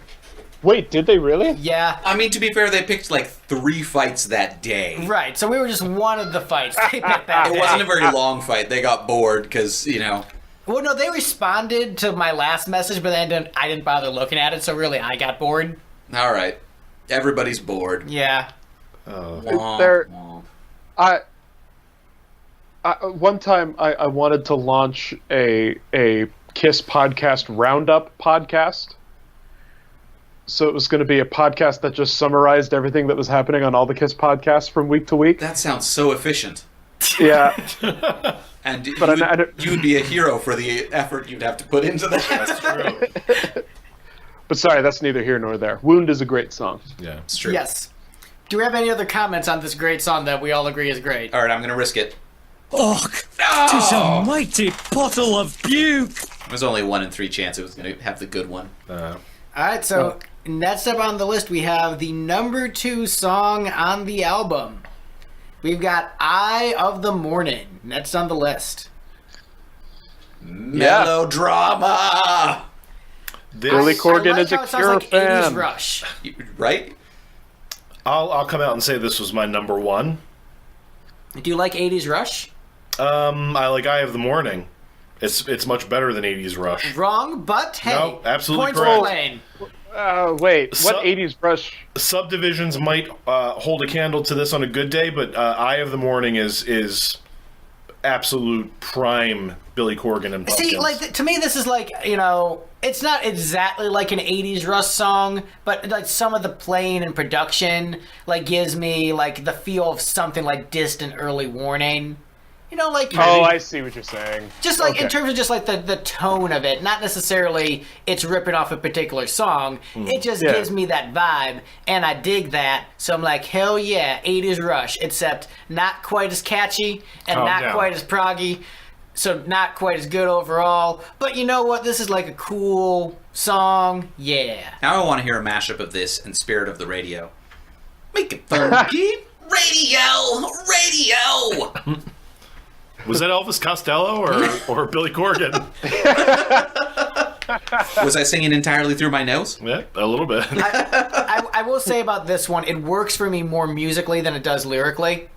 I think the melodrama here doesn't really work for me, where I'm just like, yeah, don't care, kind of checked out. His girlfriend's dead, and he's sad about it. Is that what's going on in this story? I don't know. This is the interpretation that I had, but yeah, that doesn't really fit in the plot, so it might be something. Hearing the voice of God through the radio. Yeah, that's what I thought. Yeah, and I don't care. Unless, oh my God. Unless it's Dio, in which case I just thought of that, and holy shit, the song is amazing if it's about Dio. So I might need to rank it higher. I think it is, actually. Oh, fuck. Yeah, you should put this higher. I made a mistake. Yeah, you need to switch to them. I mean, I put it at number 4, which I think is a great spot for it. Too low. No, that should be number 1. I put it at number 2. Are you saying that's too low? Because that's yes. Is that our bar? Okay, yeah, all right. I think Ages of Innocence is better. No, 4 I is agree. just unforgivable. What? Age of Innocence? That's what I It's put a at better number song. 1. Oh, that's true. I was going to say, wait a second. What do you even think? I ranked it the lowest. Now I see why Greg was so angry. I gave this 9 points out of a possible 15. Jeez. That's fucking inhumane. I didn't resonate with it emotionally because I didn't realize it was about Dio until now. Oh. But it's about Wendy Dio. Is the then actually I'll knock it down some points. I'm going to switch it with... I ranked this above Sacred and Profane, but I'm going to switch it. Oh, you are just evil. Dumb. I mean, come on. There's that moment at the end when all the guitars kick in. Come on. Oh, yeah. This song's got it all. Number 4, my dick. It works for me musically. It does not really grab me from a lyrical perspective. Okay. All right. Well, you need to... This is the best cover of A Night Like This that the Smashing Pumpkins ever did. That's not true. Yeah. James E. Haas was the best. This would have to fall under that. I did like James E. Haas' version a lot. I love James E. Haas' version. Really, just anybody in the Pumpkins singing "What Is It You Want" over and over and over again is great. Mm-hmm. Yeah, I concur. I believe that was a point you were trying to make earlier, Gavin. Wait, you said something about, like, clearly Billy likes The Cure. Like, I know which song. Oh, yeah. Yeah, this album is Billy at his most Robert Smithian. Yeah, I definitely see a lot of that on this album, including just, like, not being as catchy. Where's that hot take button? Here we go. Yeah. I don't actually know what that even was. I didn't hear anything. It said something. I just heard... Oh, okay. Mike Breaker's There we head! go. Oh, boy. Well done. Yeah, so... Thanks. I pride myself on my ability to fail to mash buttons in a timely manner. Oh. Jazz is an accident. Waiting to happen. Waiting to have happened. Who was that? It was from Spinal Tap. Like from the outtakes or something? They did like a series of like videos for if you got the Back from the Dead compilation, right? There was a bonus DVD where they just riffed for a long time. That's pretty cool. Oh, nice. About different subjects. And so they talked about jazz. Like, did you know you can get a degree in playing songs wrong? What we like to do when we play, when we do a solo, we like to have our solos contain notes that are associated with the key that we're playing in. I have not seen those these extras.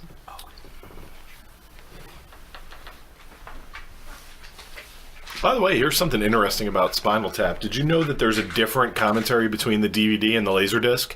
Really? One of them is in character and one of them is not. DVD's in character. Then the original Laserdisc was not in character. Oh, shit. Because the in-character DVD commentary is great. It is. He's dead. It is tremendous. It's weird. That just is to say he's no longer with us. He's moved on. Time has passed. I like when Bobby Fleckman's on the screen and Christopher Guest is like, if she wasn't such a bitch. Yeah. Laserdiscs. I have trouble singing in key. Oh, it's because the ear infection. Well, it's because your finger was always in your ear. Good times. Yeah. Now I want to watch Spinal Tap with the commentary track on. Yeah. That was wasn't that one of our like pilot episodes for an unreleased podcast where we watched it with the commentary and commented on the commentary? Wow. I think we might have, yeah. More podception. Then we just stack that up and have other people comment on our commentary while watching the film. Yep. There's a great. Do you ever listen to You Talking U2 to Me? I was just going to bring that up. The commentary on their first episode. Yeah. I could not get through it. Oh, it is chaos. Oh my god. They listen to their Utter first chaos. episode and just completely talk over it.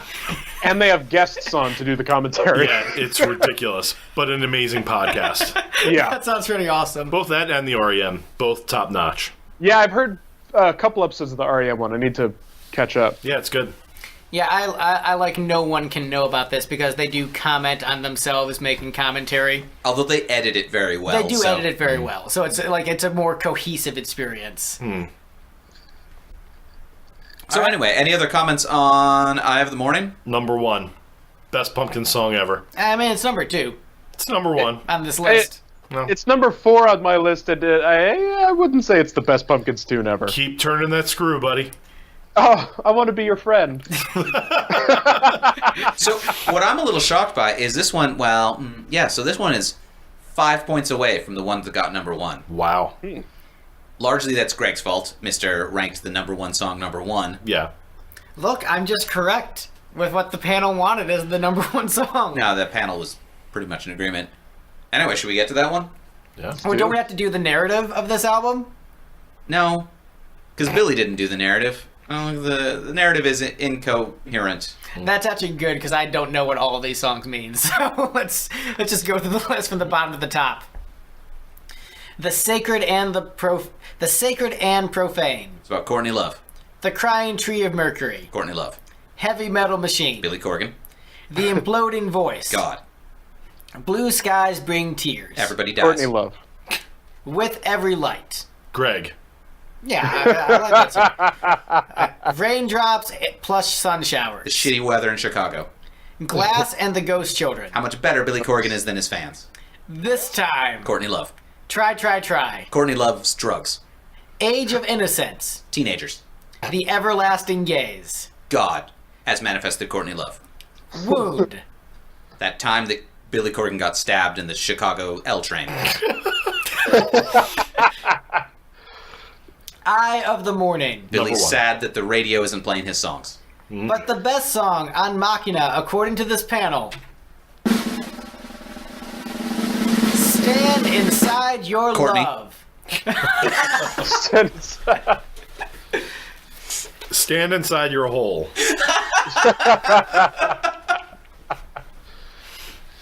That was a Beatles song, wasn't it? I believe it was. Yeah. Who wouldn't stand inside your hole? Protected and the lover. Oh. Oh. Up your hole. Greg would think that was the best song. Look, it's not would be their best, but it might be like upper tier. Above or below Hey Jude? Probably below Hey Jude. Yeah. So, yeah, this is my favorite song on the album. It won, so I win the podcast. Silly. So, here is where I reveal that I actually really love this album, and I think pretty much every song is pretty good, and I was just, like, trolling you guys the whole time. Oh, really? Fire. Except for Glass and the Ghost Children. That one I'm not super big on. No, that's ridiculous. Oh, dude. That's ridiculous. Yeah, I mean, this song's okay. This is one of my favorite Pumpkins bass lines. This has the single best chord in the Pumpkins catalog. Agreed. D minor. When Billy shouts the word dream, and just the way his voice fits into that chord, it is emotional, it is powerful, and it just sounds freaking massive. Yeah. And it makes you feel like you're listening to one of the most epic, important love songs ever. And kicks you into the chorus at a very high gear. Yes. Really good. Like that moment, I have chills right now just thinking about it. Me too, and when I saw them live, it was not the same.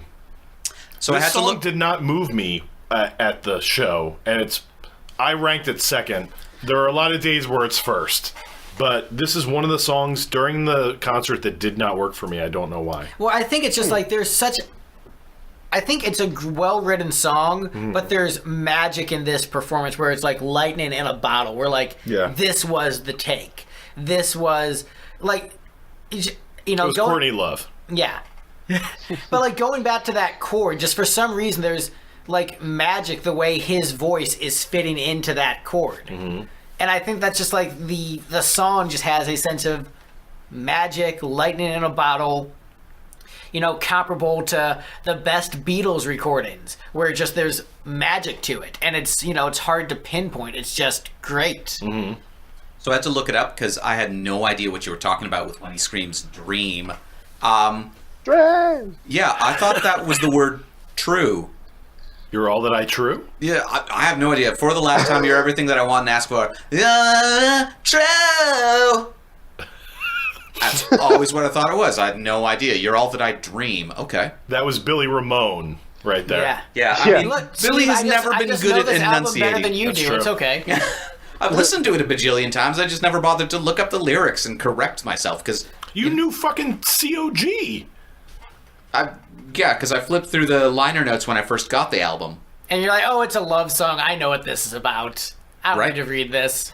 It's about true. It's about the girl that Billy Corgan loves, who's trapped in some weird fat dude's harem. Yeah, exactly.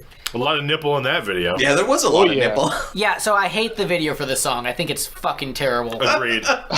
This is like I'm so glad I heard the song before I saw the video, because that might have soiled me on it. Yeah, because I agree. when I hear this song, what I imagine for a video is like the Pumpkins like playing in an empty field, like tall grass, like sunset.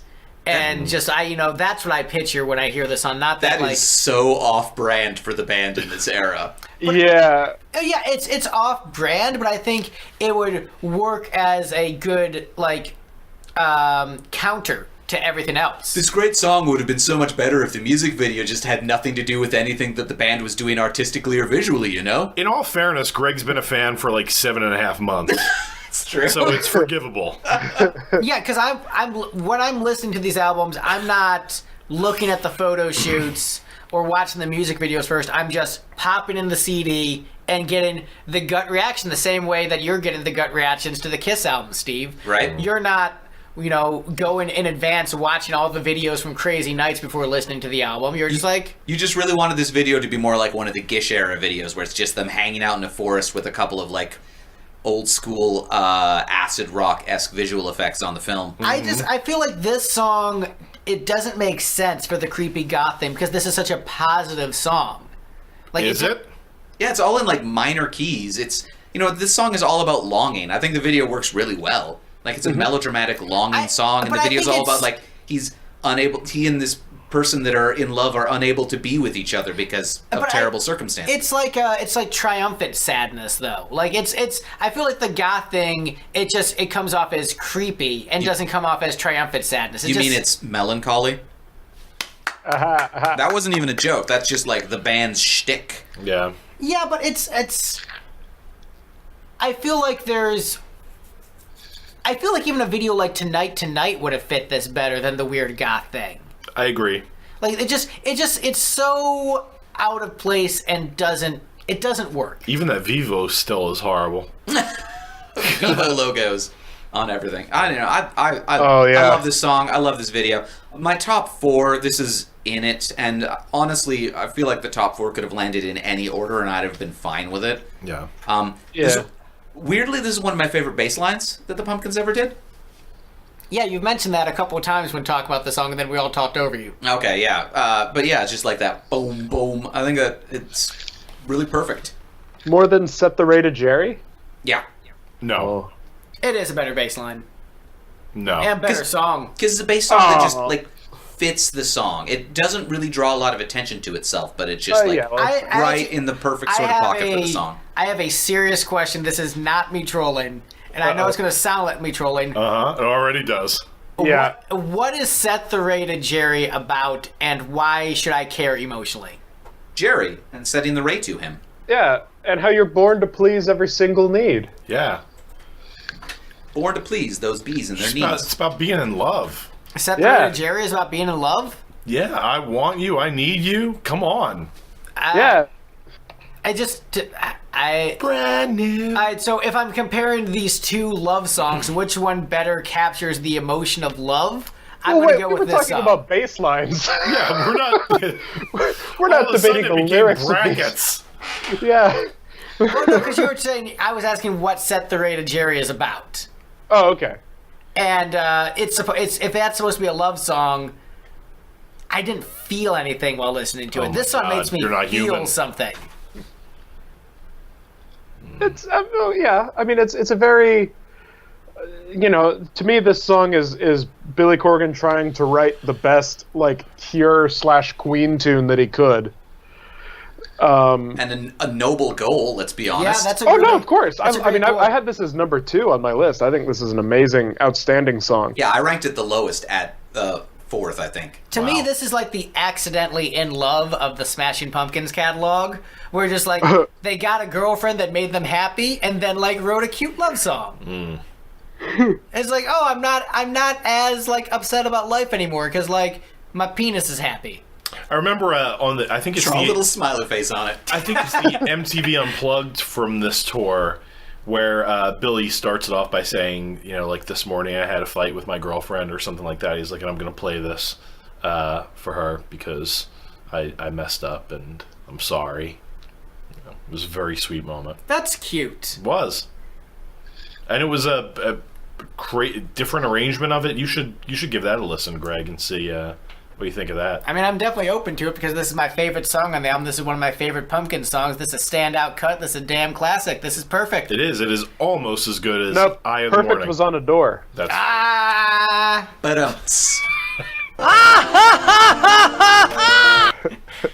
Greg pointed at the air when you said that. Like you could see me. Yep. It's a whole different dynamic in the room. You should do it sometime. Yeah, I'll have to come on out. Yeah, next time you're on tour in Nashville, let us know when the dates are. We'll do a podcast with you. Actually, June, I think. Yeah. All right, we'll do something then. I've been asking for the last 3 months, when's this Pumpkins podcast going to happen? And Greg's like, oh, you know, we're doing Kiss, blah, blah, blah, and then... We had to do, like, a lot of catch-up for some reason. I don't know. Because Caleb is having his kid on Thursday, and he's not going to have a life after that, and I wanted him on the Carnival of Souls episode. So, like, oh, hey, I guess we have to run through all these Kiss albums so we can, like, get them chronologically done. I'd forgotten because my brain melted after Speedball. Yeah, Speedball Jam will melt your brain. Wait, I got a drop for that. Maybe we can hit it. That's why I've avoided that album my entire life. Because you don't do cocaine? Exactly. You might want to listen to our reaction episode. Maybe. We're uploading 2 versions, one with without Speedball Jam in the background. Right, and one with? Yeah, or as I like to think of it, one with the left channel, one with the right channel. I mixed them to mono. Right, exactly. No, but like the podcast ended up being mono when I mixed it. Right, so you got the one episode where we're talking along with the left channel mixed to mono, and you got the other one where we're talking along with the right channel mixed to mono. There you go. It was a joke about how the album's in mono but panned to one side, Craig. Is it really? Yeah. I didn't know that. Yeah, the entire thing is only one channel. Jesus Christ. Such a terrible album. But a great episode. It's the Magnolia Sims of speed metal. That's a Monkees reference. It's what, 70 minutes of Vinnie Vincent warming up with a 1-track tape recorder. Good Lord. Garbage. Garbage that Greg paid $40 for. Did you really? Yep. When I was a young and foolish high schooler, I'm like, I need to collect everything in the Kiss catalog. Oh, God bless him. This is why that band is so rich, because they just put out so much garbage. And that's how he ended up with the Gene Simmons sex tape. Yeah. So that's our episode, ladies and gentlemen. So how did you guys feel about the ranking? Were you happy with it? Surprised? There was some silliness, as there always is on the lipstick panel. But There's never silliness. No, what are you talking about? The trick is there was a lot of yelling at each other, but other than like Greg being very wrong on 2 or 3 tracks, most of the rest of the panel was pretty well in agreement. I agree. Yeah. Look, I'm here for the ballads, not for the rock songs. You've made that clear. And Craig being a weirdo about Crying Tree of Mercury. Let's calm down. So, look, it's brilliant. It's nice to... You gave it 7 more points than the next person. It's nice to be on a Pumpkins episode and not be the complete villain of the piece, Well, which is new for me. Well, Gavin, that's why I did this, because I said I need to make sure Gavin isn't the villain on one of these episodes. I will take on that mantle myself. Oh, there you go. I did it for you, man. Well, I appreciate the the help. Throwing yourself on your sword. Yep. Yes. I gotta say, 27-year-old heartbroken Craig would have had Crying Tree of Mercury at like number 2 or 3. Yep, that's how my life was going. It's like weeping like, this is the song. I've been singing my whole life. You gotta open your heart. Yeah, I'll say I'm happy with the rankings. I'm surprised that everyone didn't like the Sacred and Profane. Well, it's because it's not really It's a that great. terrible song. I sincerely think it's great. So that's why I was shocked that everyone was in agreement of it not being good. Yeah, because I'm used to like some of. It was a hot take I didn't realize was a hot take, because most of my hot takes I'm self-aware about, like, yeah, the Odo's fucking great, ha ha ha ha, and I realize I'm a madman. But with that one, I'm like, what? Yeah. I didn't see that coming. Wow. So, Crazy.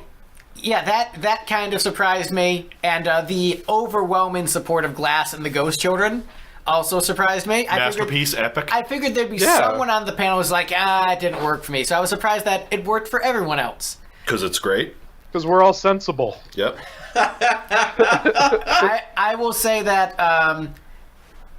truthfully, like, this album underwhelmed me more than most Pumpkins albums, but I do like it a lot. If it's, bad to good, will I listen again? Absolutely, I'll listen again. There's some great songs, and when driving to this, there were a couple songs where I went to max volume on the car speakers and just jammed out to it.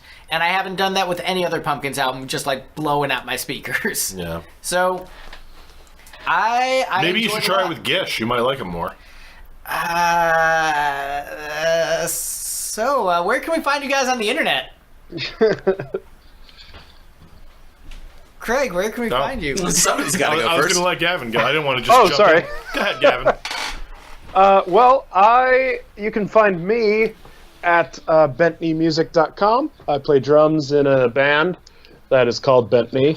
We were just on tour in Europe. We have an album coming out later this year. Our fifth album? Yeah, 5. That sounds right. It's your Machina. It's our Machina. Let's hope it.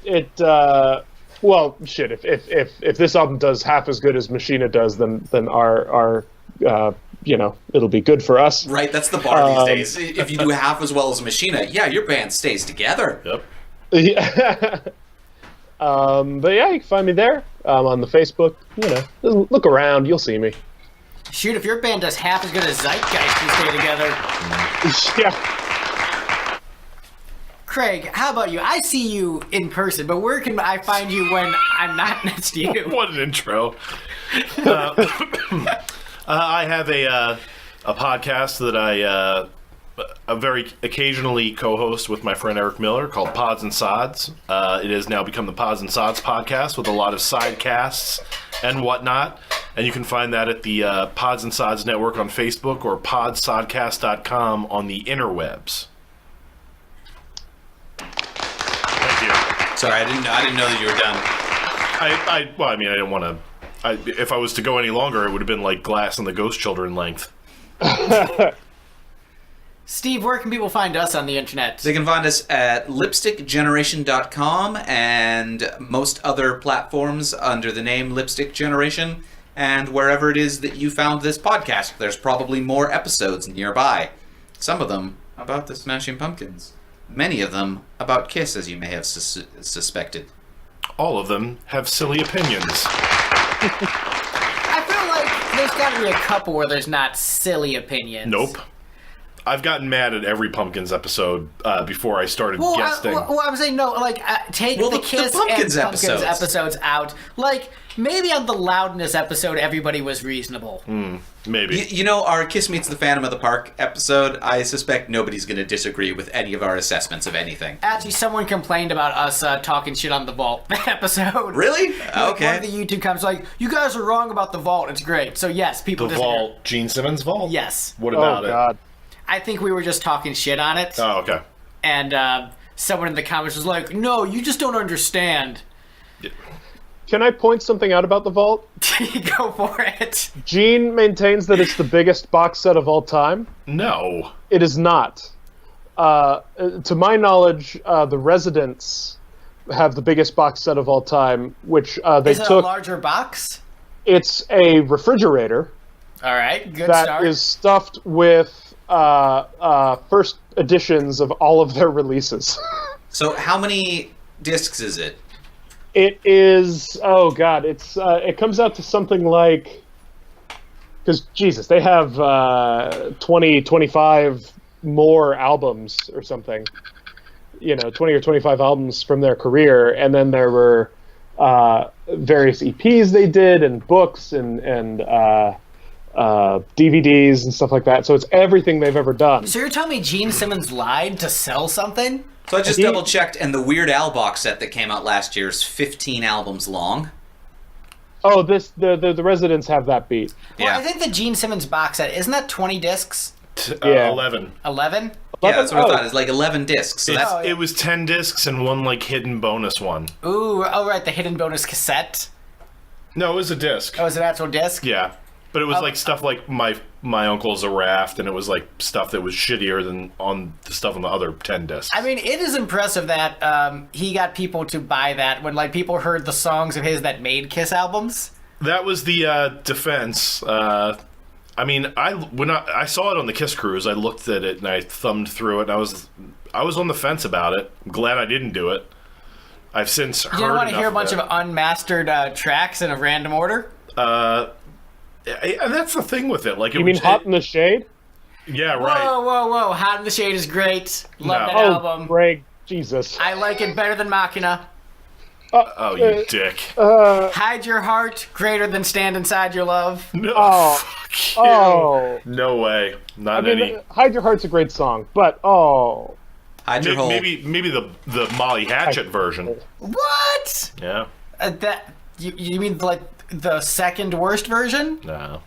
The worst is Ace's version. Ace did a terrible version of that. I like Aces. It's good. You know, that's just Ace being Ace. Not very good. Yeah. All right, so Oh, Gene Simmons' Vault came out the same year as the Weird Al Squeeze box, so it wasn't even the biggest box set that box came set out that year. that year. Ha! Oh, Gene. It wasn't even the second biggest. The George Harrison box set with 18 discs came out that year. So you're saying Gene Simmons is a liar? I guess so. Man, for a Pumpkins podcast, we assaulted three sides and then called out Gene Simmons as a liar. We're doing pretty good. Yeah. We'll see how many Kiss fans listen to this. That's true. I just bought a Ben Folds box set that was 13 discs. Nice. For I believe a fair market value. Yeah, pennies on the dollar compared to the ridiculous vault. Yeah, so I think we were wrapping this up. Do we have anything like really profound to say? Sacred, profane. I think that sound should end it. All right, cut it off. Steve, cut it off. We're done. I mean, you're the one who's going to edit this. You can cut it off whenever you want. Damn. And click.